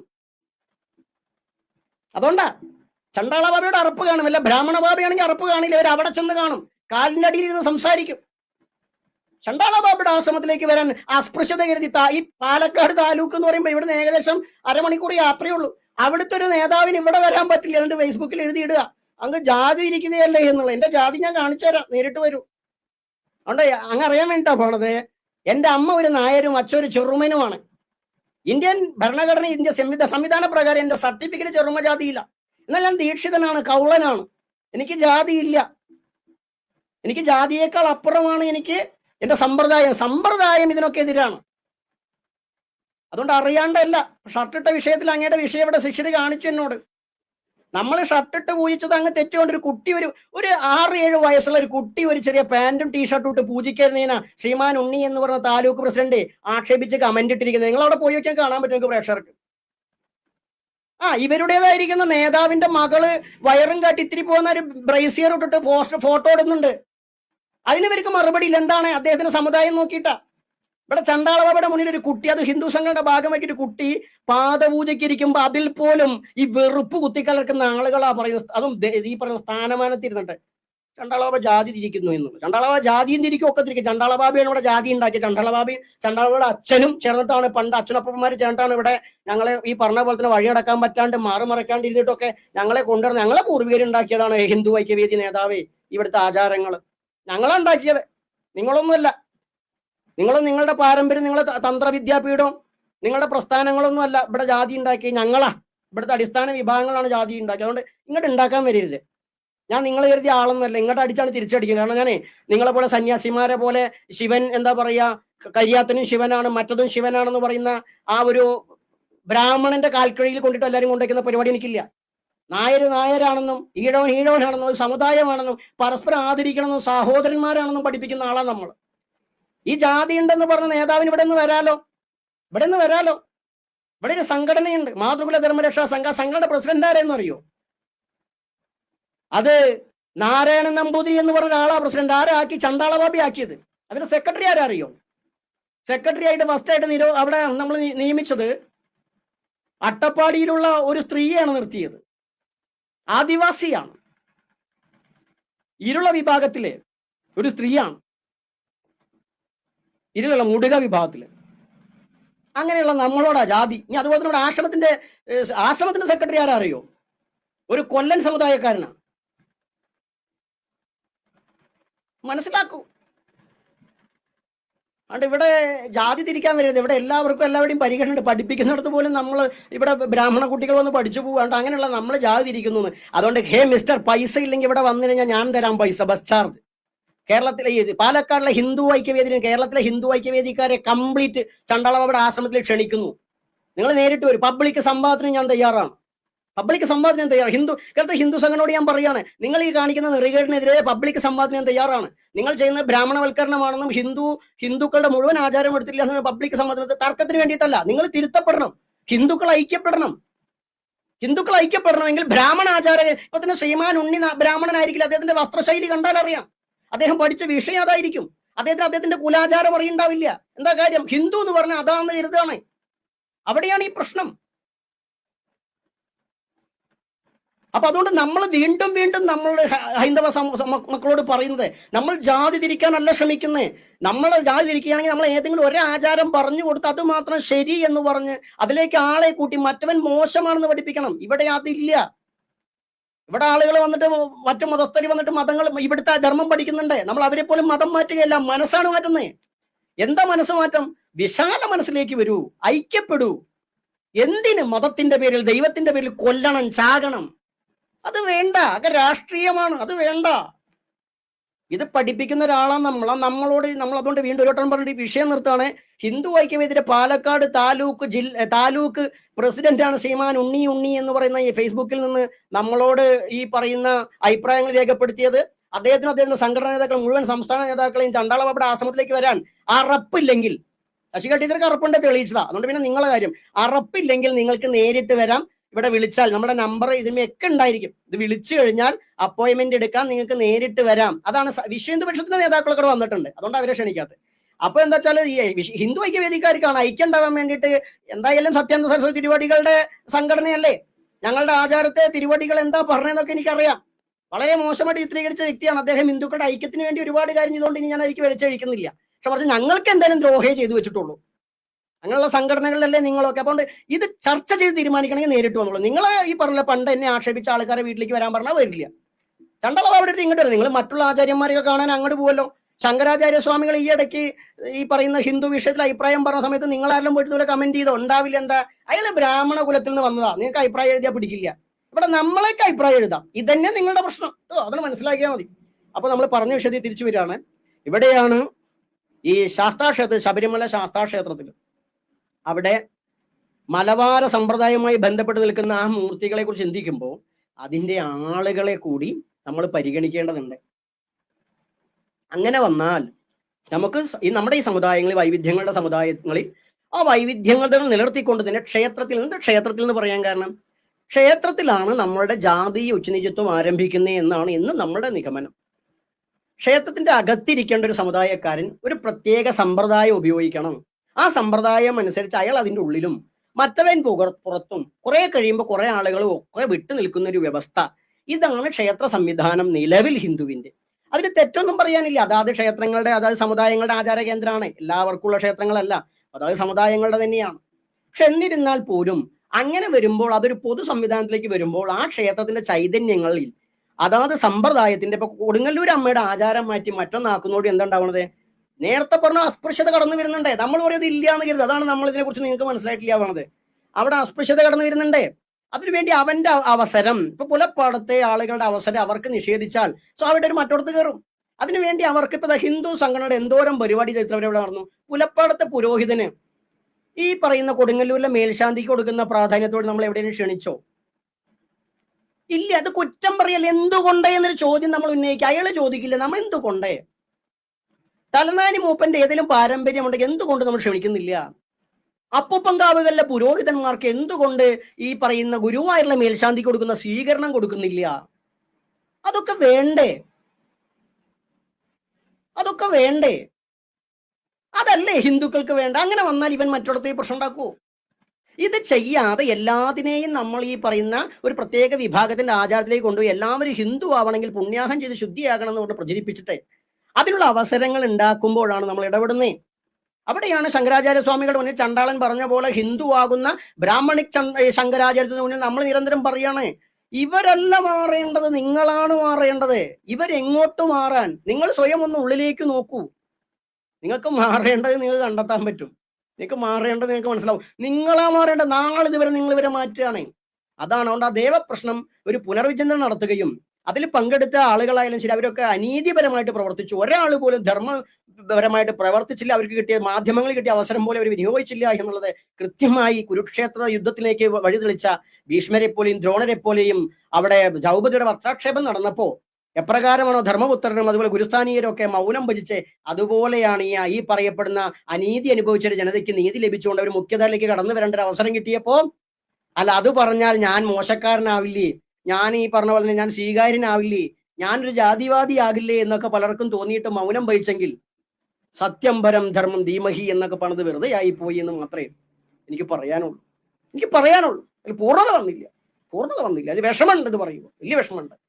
കാരണം അവസരത്തിൽ ധർമ്മനിഷ്ഠർ പാണ്ഡവരെ പക്ഷത്ത് ഭഗവാൻ നിന്ന് എന്തുകൊണ്ടാ ആളുകളെ സ്വന്തം അക്ഷൗണിപ്പടകളെ പോലെ അങ്ങോട്ട് കൊടുത്ത ഭഗവാൻ ഇവിടെ നിന്നത് എന്തു വേണ്ടിയിട്ടാ? ധർമ്മപക്ഷത്താണ്. ധർമ്മപക്ഷത്ത് നിൽക്കുമ്പോൾ ഇതുപോലെ ശ്രീമാൻ ഉണ്ണിമാരെ പോലെ കുറെ കംസന്മാരും കീചകന്മാരും വരും. അവര് ധർമ്മത്തിന്റെ ആളുകളെന്നാ പറയുക. ഒരിക്കലുമല്ല. ധർമ്മപക്ഷത്ത് നിൽക്കുമ്പോൾ നമുക്ക് കയ്യടി കിട്ടിക്കൊള്ളുന്നില്ല. പക്ഷെ എന്താണ് ധർമ്മം? ധർമ്മത്തെ ആര് സംരക്ഷിക്കുന്നു? ധർമ്മം നമ്മളെ സംരക്ഷിക്കും. അതുകൊണ്ട് അവസരം കിട്ടിയിട്ട് മിണ്ടാതിരുന്നത് തെറ്റ് തന്നെയായിട്ടേ നമുക്ക് പറയാനുള്ളൂ. അത് നമുക്ക് വിഷമുണ്ടാക്കിയിട്ടുണ്ട്.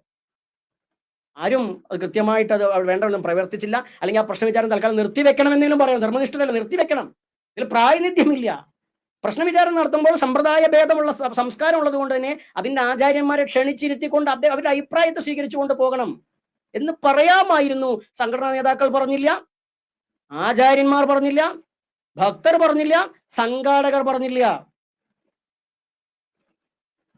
അപ്പോൾ നിങ്ങൾ എല്ലാവരും ഉദ്ദേശിക്കുന്ന എന്താണ്? പക്ഷെ ആ ഉദ്ദേശം ധർമ്മദേവത നടത്തി തരില്ല. ഈ നാട് മതവിഷയങ്ങളെ കൊണ്ടും മറ്റു പല വിഷയങ്ങളെ കൊണ്ടും കലുഷിതമായി കൊണ്ടിരിക്കുമ്പോൾ ഇതിനൊരു മാറ്റമുണ്ടാക്കാൻ വൈവിധ്യങ്ങളോട് ചേർന്ന ഹൈന്ദവ സമൂഹത്തിനേ കഴിയുള്ളൂ. വൈവിധ്യങ്ങളോട് ചേർന്ന ഹൈന്ദവ സമൂഹത്തിനേ കഴിയുള്ളൂ. ഏകശിലാത്മകമായി കൊത്തിയെടുത്ത ഒരു ശുദ്ധാശുദ്ധത്തിന്റെ കുപ്പായമിട്ട പ്രാമാണികതയുടെ പാരമ്പര്യം പേറുന്ന മേലാളത്വത്തിന്റെ ആ അധികാരി വർഗത്തിന്റെ ഒരു സിസ്റ്റം കൊണ്ട് ഒരിക്കലും ഹൈന്ദവികതയിലെ ഈ അനീതികൾ ഇല്ലാണ്ടാക്കാൻ പറ്റില്ല. അതില്ലാണ്ടാക്കണമെങ്കിൽ മാനുഷിക മൂല്യങ്ങളുള്ള സാധാരണക്കാരുടെ ധർമ്മങ്ങളെ സാധാരണക്കാരിലേക്കും പണ്ഡിതന്മാരിലേക്കും വ്യാപിപ്പിക്കണം. പണ്ഡിതന്മാർ ഇപ്പോഴും സംസ്കൃതമാണ്. ഇപ്പൊ തന്നെ ഈ ഒരു വിഷയം സംസാരിക്കുന്ന നേരത്ത് ബഹുമാന്യ ശരത്ജി പാണനെ മൈഷിമാരികം എന്ന് ഭൂതനാഥോപാഖ്യാനത്തിൽ എരുമേലിക്ക് പേരിട്ടിരുന്നു എന്നാണ്. ഈ മൈഷിമാരികം മാറിയിട്ടാണ് എരുമേലിയായി എന്നൊക്കെ ആരെങ്കിലും പറയുന്നെങ്കിൽ, അദ്ദേഹം പറഞ്ഞു കാണില്ല, ആരെങ്കിലും പറയുന്നെങ്കിൽ നിങ്ങളൊക്കെ ഒന്നുകൂടി ഇരുന്ന് ധ്യാനിക്കൂ. മലയാള നാട്ടിൽ എന്നാണ് സംസ്കൃതത്തിന് പ്രാധാന്യം വന്നു എന്നും എന്തായിരുന്നു ഇവിടുത്തെ ഭാഷ എന്നും മൈഷിമാരികം മാറിയിട്ടാണോ എരുമേലിയായെന്നും ഒന്ന് വിചാരം ചെയ്യൂ. അല്ലാണ്ട് ബ്രാഹ്മണാചാരങ്ങളെ സ്ഥാപിക്കാൻ സംസ്കൃതത്തിന്റെ ആ ഒരു അടിക്കല്ലിടരുത്. നിങ്ങൾ അടിക്കല്ലിടരുത്. അടുത്ത തലമുറ നിങ്ങളെ കല്ലെറിയും. മൈഷിമാരികം കൂടെ എരുമേലി തന്നെയാണ്. പിന്നെ പറയുന്നത് വെച്ചാൽ ഈ പറയുന്ന ഭൂതനാഥോപാഖ്യാനത്തിൽ അയ്യപ്പൻ മഹിഷിയെ എരുമയെ കൊന്നിട്ട് അവിടെ ഇട്ടപ്പോൾ ബ്രഹ്മാവ് പറഞ്ഞു ഇതിനെ കൊന്നിട്ടിട്ട് ഇവിടെ പോവരുത്, പ്രശ്നങ്ങൾ ഉണ്ടാവുന്ന. അയ്യപ്പൻ തികഞ്ഞ കളരിക്ക് അധികാരിയാണ്. 18 കളരിക്കും അധികാരിയാണ് അയ്യപ്പൻ. നിങ്ങൾ ഈ പറയുന്ന അയ്യപ്പൻ, മനുഷ്യനായി പറഞ്ഞ അയ്യപ്പൻ. ചാത്തൻ അവിടെ നിൽക്കട്ടെ. ചാത്തയ്യൻ ഒരിക്കലും ഒരു കാരണം കൊണ്ടും പെണ്ണിനെ കൊല്ലില്ല. എരുമ പെണ്ണാണ്, യോഗിനികളുടെ അവതാരമാണ്, കൊല്ലില്ല. പിന്നെ എന്താ മഹിഷീമർദ്ദനം? മഹിഷീമർദ്ദനം എന്ന് പറഞ്ഞാൽ മലബാര സമ്പ്രദായത്തിലെ പോത്തെന്ന ആ ഉള്ളിൽ നിന്ന് തെളിഞ്ഞു വരുന്ന ബ്രഹ്മം പോത്തുപോലെ എന്ന് പറഞ്ഞ പോലെ അതിനെ കീഴടക്കുന്ന പ്രക്രിയയാണ്. അതാണ് മഹിഷീമർദ്ദനം. അത് അയ്യപ്പൻ എന്ന് പറഞ്ഞ സാധകൻ മലബാര സമ്പ്രദായത്തിലൂടെ പൂർത്തീകരിച്ചതാ. അതിന്റെ ഇടങ്ങളാണ് ഈ പറയുന്ന കാളകെട്ടിയായാലും കല്ലടാങ്കുന്നായാലും അഴുതയായാലും ഒക്കെ ഇതിന്റെ ഇടങ്ങളാണ്. അതുകൊണ്ടാണ് ശബരിമല പോയിരുന്നത്. പക്ഷെ ഇത് അംഗീകരിക്കണം. എന്ത് വേണം? ഈ ധർമ്മത്തെ, ഈ ആചാരത്തെ അംഗീകരിക്കണം. അപ്പൊ വിശാല ഹൈന്ദവ ഐക്യം പറയുമ്പോൾ ഇതിനെ കൂടി അംഗീകരിക്കണം. പക്ഷെ സാധ്യമല്ല. നിങ്ങൾ പഠിച്ച സിദ്ധാന്തത്തിൽ ഇതില്ല, നിങ്ങളുടെ ടെക്സ്റ്റുകളിൽ ഇതില്ല, നിങ്ങളുടെ ഭാഗവത്തിലും സപ്താഹത്തിലും ഇല്ല. ദുബായ് എന്ന് കണ്ടിട്ടില്ലെങ്കിൽ ദുബായ് ഇല്ലേ എന്ന് മോഹൻലാൽ ചോദിച്ചാൽ നിങ്ങൾ കാണാത്തൊക്കെ ഇല്ല എന്ന് പറയാ. ശങ്കരാചാര്യ സ്വാമികളെ പോലെ വഴി മാറൂ എന്ന് പറഞ്ഞതാ നിങ്ങൾ പറയുന്നേ. അതുകൊണ്ട് നിങ്ങൾ പഠിക്കൂ. നമ്മൾ ഇവിടുത്തെ നിരന്തര ആചാര്യമാണ്. നിങ്ങൾ പഠിക്കൂ. അറിയാത്ത വിഷയം പഠിക്കാൻ തയ്യാറായിക്കൂടെ? നിങ്ങളുടെ വിഷയങ്ങൾ ഇവിടെ സാമൂഹ്യ മാധ്യമത്തിലും പുസ്തകങ്ങളുടെയും ലഭ്യമാണ്. അത് എല്ലാവർക്കും പഠിക്കാം. എന്നാൽ നിങ്ങൾക്ക് ലഭ്യമല്ലാത്തത് ലഭ്യമുള്ളിടത്തും ഒന്ന് പഠിക്കൂ. എന്നിട്ട് വേണ്ടേ ഹൈന്ദവർക്ക് വേണ്ടി പ്രവർത്തിക്കാനും സംസാരിക്കാനും? നാളെ ഇതുവരെ അതെന്താ വെച്ചാൽ നിങ്ങളുടെ അഹങ്കാരം സമ്മതിക്കുന്നില്ല. നിങ്ങൾ അത് സമ്മതിച്ചാൽ നിങ്ങൾ നാളെ ഈ പാണനെയും പറയനെയും ആദിവാസിനെയും ഗുരുവായി കണ്ടുവരും. നിങ്ങൾക്ക് മടിയാണ്. ഭഗവാൻ പരമേശ്വരനോ ശങ്കരാചാര്യർക്കോ പോലും ഇല്ലാത്ത നാണക്കേടും അഹങ്കാരവുമാണ് നിങ്ങൾക്ക്. അതുകൊണ്ട് തന്നെയാണ് ഇത്തരം ജ്യോതിഷ പ്രമാണങ്ങളൊക്കെ ഉണ്ടായിട്ട് നിങ്ങൾ ആ ഒരു ചാനൽ ചർച്ചയിൽ പോലെ സംസ്കൃത പറയണേ. ഇവിടുത്തെ മലയാള നാടിന്റെ തദ്ദേശീയമായ ഒരു ആചാരത്തെ കുറിച്ച് ഈ പറഞ്ഞ പണ്ഡിത ശിരോമണികളും വാഗ്മികളും പറഞ്ഞില്ല. എന്റെ നേതാക്കൾ പറഞ്ഞില്ല. നിങ്ങൾക്കെന്താ മലയാളത്തിനോട് ഇത്ര അറപ്പേ? നിങ്ങളുടെ പെറ്റമ്മയുടെ ഭാഷയല്ലേ മലയാളം.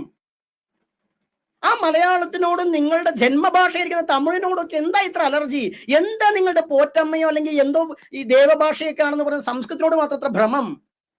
ഭാഷയല്ലേ, നാനാവർണ്ണ രൂപിണ്യായി നമ. ആ അസ്പൃശ്യതയൊക്കെ മാറ്റിവെക്കൂ. എന്നിട്ട് സത്യത്തിലേക്ക് അടുത്തുകൊണ്ട് നിങ്ങൾ ഇനിയെങ്കിലും ഭഗവാൻ ശങ്കരാചാര്യർ കാണിച്ച പാതയിലൂടെ ഈ ജനതയെ ദീർഘനേര നമസ്കാരം ചെയ്യാൻ ശ്രമിക്കൂ. പഠിക്കൂ. നിങ്ങൾ ബ്രാഹ്മണനാക്കിക്കൊണ്ട് ബ്രാഹ്മണന്റെ കാൽക്കൽ വീഴിക്കുന്ന, ശങ്കരാചാര്യരായിക്കൊണ്ട് ശങ്കരാചാര്യരുടെ കാൽക്കൽ വീഴിക്കുന്നതിന് പകരം ഈ പറഞ്ഞ ജനതയൊന്ന് അടുത്തറിഞ്ഞാൽ നിങ്ങൾ വീഴുന്ന്. പക്ഷെ നിങ്ങൾ പഠിക്കില്ല. എന്താണ് നിങ്ങളുടെ അഹങ്കാരം? നിങ്ങൾ ഈ സംസ്കൃതവും നിങ്ങളുടെ വേദങ്ങളും പാരമ്പര്യവും കൊണ്ട് നിങ്ങൾ ഉണ്ടാക്കിയിട്ടുള്ള ശുദ്ധാശുദ്ധത്തിന്റെ അഹങ്കാരം കൊണ്ട് നിങ്ങളുടെ തല ഇങ്ങനെ പൊളിയാൻ വേണ്ടി നിൽക്കുകയാണ്. അതൊക്കെ മാറ്റിവെക്കൂ. ഭഗവാൻ പോലും കാണിച്ചു തന്നില്ലേ? ശിവനാവട്ടെ കൃഷ്ണനാവട്ടെ ഒക്കെ പുരാണങ്ങളിലൂടെ നമുക്കിങ്ങനെ മുന്നിലേക്ക് കാണിക്കല്ലേ. എന്തിന് പൂജ ചെയ്യുന്നത്? ഹൃനാഥന് കാലിലല്ലേ, പാദം കഴുകിയ വെള്ളം കുടിക്കാനല്ലേ പറഞ്ഞിരിക്കുന്നേ? ഈശ്വരന്റെ അല്ലാണ്ട് ബ്രാഹ്മണന്റെ അല്ല. അങ്ങനെ പറഞ്ഞിട്ടുള്ള നമ്മൾ പാദത്തിന്റെ ഈ ബേസിന്റെ മഹത്വം മനസ്സിലാക്കേണ്ട. ശൂദ്രൻ നാഴിക 40 ഉത്കൃഷ്ടമാണെന്ന് പറയുന്നുണ്ട്. ബ്രാഹ്മണനാകാൻ പറയുകയും ചെയ്യുക. ബ്രാഹ്മണ്യം കൊണ്ട് കുന്തിക്കുക. ഉള്ളിയും വെളുത്തുള്ളിയും തിന്നൂല എന്ന് പറയാ. ഇറച്ചിയും മീനും തിന്നോ, പക്ഷെ ഞാൻ തിന്നൂല. ആ മുഖഭാവമാണ് പ്രശ്നം. തിന്നണം എന്നല്ല പറയണേ. അവര് കഴിക്കണ്ടാത്തവര് കഴിക്കണ്ട. ഈ ഭാവക്കൊന്നും മറ്റേ സയന്റിഫിക് ആയിട്ട് ചിന്തിക്കൂ. എല്ലാത്തിലും ആത്യന്തികമായിട്ടുള്ളത് ഓരോ കണ്ടന്റുകളല്ലേ. അത് ആ ശാസ്ത്രീയമായി ചിന്തിച്ചു പോകുമ്പോ ഇവിടെ എന്താണ് ഈ നിങ്ങൾക്ക് വേർതിരിവ് കാണുന്നേ? അതല്ലേ ദൈവീകത, അതല്ലേ യഥാർത്ഥത്തിൽ ബ്രഹ്മദർശനം. അതിലേക്ക് വരൂ. ഇതുപോലൊരു വിഷയമാണ്. അപ്പൊ അതുകൊണ്ട് ഈ ദേവപ്രശ്നത്തിൽ പൂർണ്ണമായിട്ടുള്ള വിയോജിപ്പ് നമ്മൾ അറിയിക്കുന്നു. അത് കൃത്യമായി അത് ഭാവിയിൽ ഇവിടെ ക്ഷേത്രോപതിഷ്ഠ വന്നാൽ പോലും നമ്മുടെ ഈ വാക്കുകൾ ഇവിടെയാണെങ്കിൽ പോലും അതൊക്കെ നിലനിൽക്കുന്നതാണ്. അതിന് കൂട്ടുനിന്ന എല്ലാവരും അവര് സത്യസന്ധമായിട്ട് കൂട്ടുനിന്നതല്ല, ഞങ്ങൾക്ക് അറിയാതെ പറ്റിയതാണ്, ഞങ്ങൾ ഇതിനെ ശ്രദ്ധിച്ചിട്ടില്ല എന്നാണെങ്കിൽ അവർ തിരുത്തും എന്നാണ് നമ്മൾ വരുന്നത്. സംഘടനയുടെ ഭാഗത്തു നിന്നും ആചാര്യന്മാരുടെ ഭാഗത്തു നിന്നും ശക്തമായി തിരുത്തിക്കൊണ്ട് മറ്റുള്ളവരുടെ പങ്കാളിത്തത്തോടു കൂടി അഭിപ്രായ സ്വാതന്ത്ര്യത്തോടു കൂടി ഒരു യഥാർത്ഥമുള്ള ദേവപ്രശ്നം ഇതുപോലെ സെൻസിറ്റീവ് ഒരു വിഷയത്തിൽ ഉണ്ടാകണം എന്ന് തന്നെയാണ് അഭിപ്രായം, ആഗ്രഹം. അത് ആ രീതിയിൽ ആ പ്രദേശത്തെ ആചാര്യന്മാരെയൊക്കെ വിളിച്ചുകൊണ്ട് തന്നെ കൃത്യമായി നല്ല രീതിയിൽ എല്ലാ ഹൈന്ദവർക്കും സ്വീകാര്യമായ രീതിയിൽ അത് വിചാരം ചെയ്ത് ആചാര്യത്വമൊക്കെ നിശ്ചയിച്ച ആചരണങ്ങളൊക്കെ നിശ്ചയിച്ച് മുന്നോട്ട് പോവുകയാണെങ്കിൽ തീർച്ചയായിട്ടും അത് വലിയൊരു മാറ്റമായിരിക്കും. അതാണ് വേണ്ടത്. അല്ലാണ്ട് കേവല രാമക്ഷേത്രം മാത്രമല്ല, അവിടെയൊക്കെ ജാതനും നീലിക്കൊക്കെ ക്ഷേത്രങ്ങളൊക്കെ രാമശ്ചതാര, അതായത് രാമനാകുന്ന നീലിന, അങ്ങനെയൊക്കെ ഉണ്ടായി വരട്ടെ. എല്ലാം ഈ പറഞ്ഞ കാഴ്ചപ്പാടുകൾ ഉണ്ട് എന്ന് മനസ്സിലാക്കിയിട്ട് അതിലേക്ക് കൂടി വരട്ടെ എന്നാണ് പറയാനുള്ളത്. ഇനി അടുത്തൊരു വിഷയം എന്ന് പറയുന്നത് ചേർത്തല കാത്യായനി ക്ഷേത്രത്തില് ഈ ഉത്സവത്തോട് ബന്ധപ്പെട്ട് നടക്കുന്ന പൂരപ്പാട്ടും അതിന്റെ ആട്ടവും, അത് അവിടുത്തെ ഉപദേശക സമിതി ചെയർമാനായിട്ടുള്ള സുധാകരൻ എന്താണ് അദ്ദേഹത്തിന്റെ പേര് തോന്നുന്നു, അദ്ദേഹം അത് നിർത്തണം എന്നുകൊണ്ട് ഹൈക്കോടതിയെ സമീപിച്ചു. ഹൈക്കോടതി അപ്പൊ പറഞ്ഞു ഇത് ക്ഷേത്രത്തിൽ പറ്റില്ല എന്ന് പറഞ്ഞു. എന്താണ് പറ്റില്ല എന്ന് പറയാൻ കാരണം? അതിന് വേണത് ഭരണിപ്പാട്ടാണെന്നാണ് പറഞ്ഞത്. ഭരണിപ്പാട്ട് എന്ന് പറഞ്ഞാൽ എന്താ?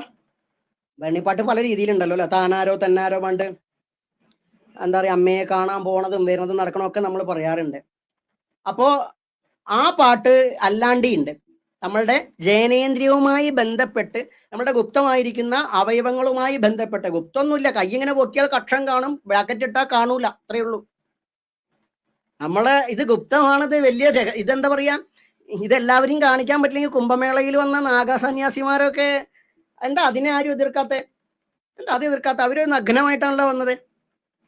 ആണ് പെണ്ണ് വേദനയാണ്, നഗ്നമായിട്ടാണല്ലോ നടന്നത്. അല്ല, അതിനെ പറയരുത്. അതെന്താ അങ്ങനെ? അതിനെ പറയരുത്. അത് അവർ കാണിക്കല്ലേ, ഇത് പറയല്ലേ. അല്ല, ഇപ്പൊ ഈ അവിടെ വരുന്ന ആൾക്കാർക്കൊന്നും ഇത് പ്രശ്നമില്ലേ? ഇവിടെ സപ്താഹം നടക്കുമ്പോൾ നമുക്ക് എല്ലാവർക്കും കേൾക്കാൻ പറ്റും ലിംഗം, യോനി, മൈഥുനം, പല പരിപാടി നടക്കില്ലേ.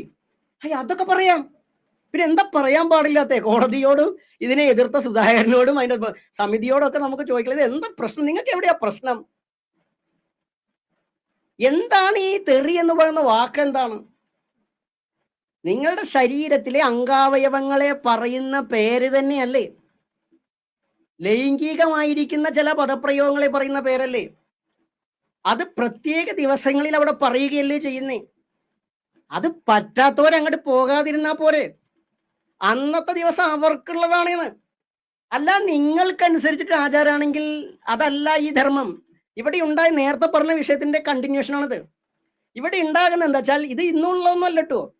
ഒരു ചരിത്രപരമായി പറയുക, നമ്മളിങ്ങനെ പറയാം അമ്പലം പൊളിച്ച ടിപ്പു സുൽത്താനെ കുറിച്ച് പറയില്ലേ. എന്നാൽ ഇവിടുത്തെ അടിസ്ഥാന വിഭാഗങ്ങളുടെ ആചാരങ്ങൾ തകർത്ത ആരറിയോ?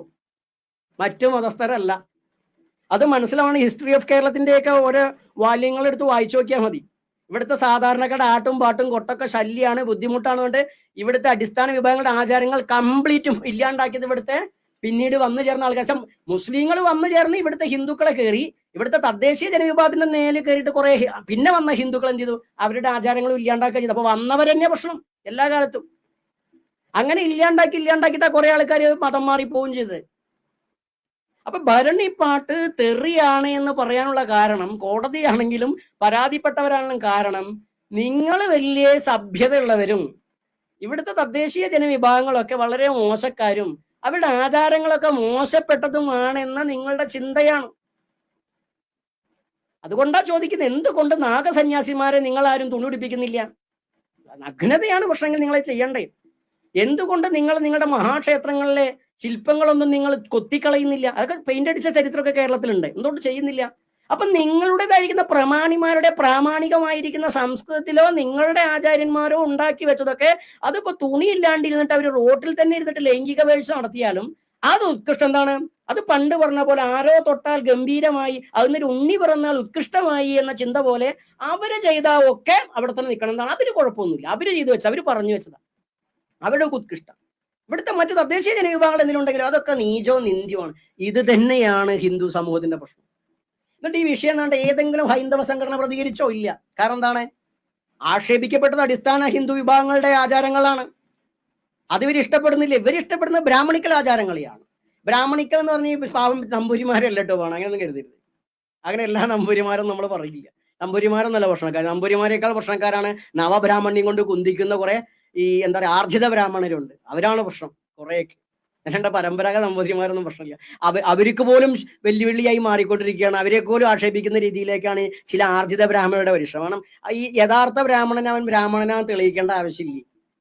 അതിനുവേണ്ടി ആർജിത ബ്രാഹ്മണൻ എന്ന് പറഞ്ഞാൽ അങ്ങനെയല്ല. അവനത് തെളിയിക്കണം, ഞാൻ ബ്രാഹ്മണനാണെന്ന് സ്ഥാപിക്കണം. അപ്പൊ എന്ത് വേണം? അവൻ ഒന്നുകൂടി 10 അടി മുന്നോട്ട് നടന്നിട്ട് അത് കാണിക്കണം. അതിന്റെ പ്രശ്നമേ ഉള്ളൂ. അതാണ് ഇതിന്റെ പ്രശ്നം. ഇവനിതാണെന്ന് കാണിക്കാൻ വേണ്ടി, അയാലും മതം മാറിയ ഒരു യഥാർത്ഥ മുസ്ലിമിന്റെ വരെ തീവ്രവാദം കാണിക്കില്ല.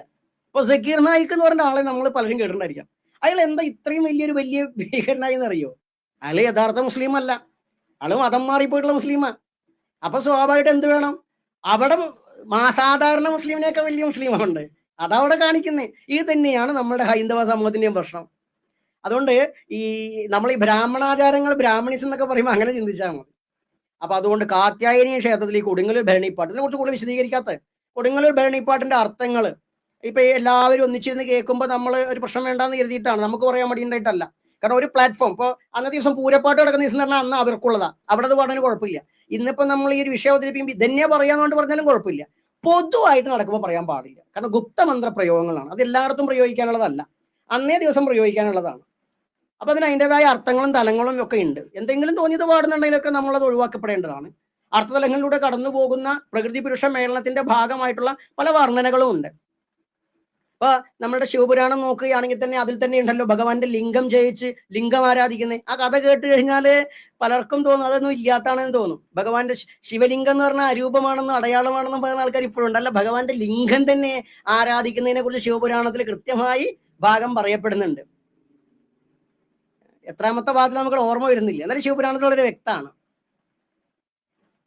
ശതരുദ്ര സംഹിത എന്താണ് പറയാ തോന്നുന്നു. അപ്പൊ എന്തായാലും കോടിരുദ്ര സംഹിതയായിട്ടാണ്. അപ്പൊ അതിലെ കൃത്യമായിട്ട് പറയപ്പെടുന്നുണ്ട് ഭഗവാന്റെ ലിംഗം ഛേദിച്ചിട്ട് ആരാധിക്കുന്നുണ്ട്. ആ ആരാധിക്കണമെങ്കിലോ ഭഗവാന്റെ ലിംഗം ഛേദിച്ച സമയത്ത് അത് കത്തിജ്വലിച്ചു എന്നും അവിടെ താപം സഹിക്കാൻ പറ്റില്ല എന്നും അതിനെ താപം ശ്രമിക്കാൻ വേണ്ടി എന്താണ് സാക്ഷാൽ പരാശക്തിയുടെ ഒരു യോനിയിലേക്ക് പ്രവേശിപ്പിച്ചു എന്നും പുരാണം പറയണേ.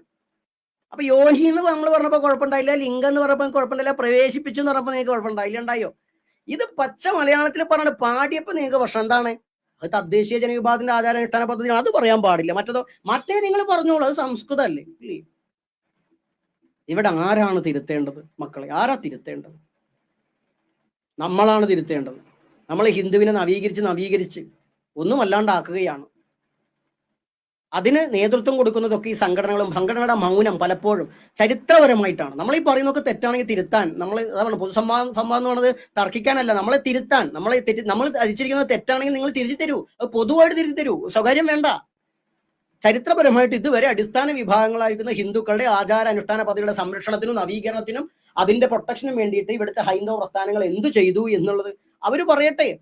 അതല്ല ബ്രാഹ്മണ ആചാരങ്ങൾക്ക് വേണ്ടിയിട്ട് എന്തൊക്കെ ചെയ്തു എന്ന് നമ്മൾ പറയാം. നമ്മളുടെ ഈ പറയപ്പെടുന്ന ആചാരങ്ങൾക്ക് വേണ്ടി ഒന്നും ചെയ്തില്ല എന്ന് മാത്രമല്ല, ഇതിനെ നശിപ്പിക്കാൻ പല കാര്യങ്ങളും ഒരു ഭാഗത്ത് ഉണ്ടായിട്ടുണ്ട്. ഇതുവരെ ഉണ്ടായിട്ടുണ്ട്.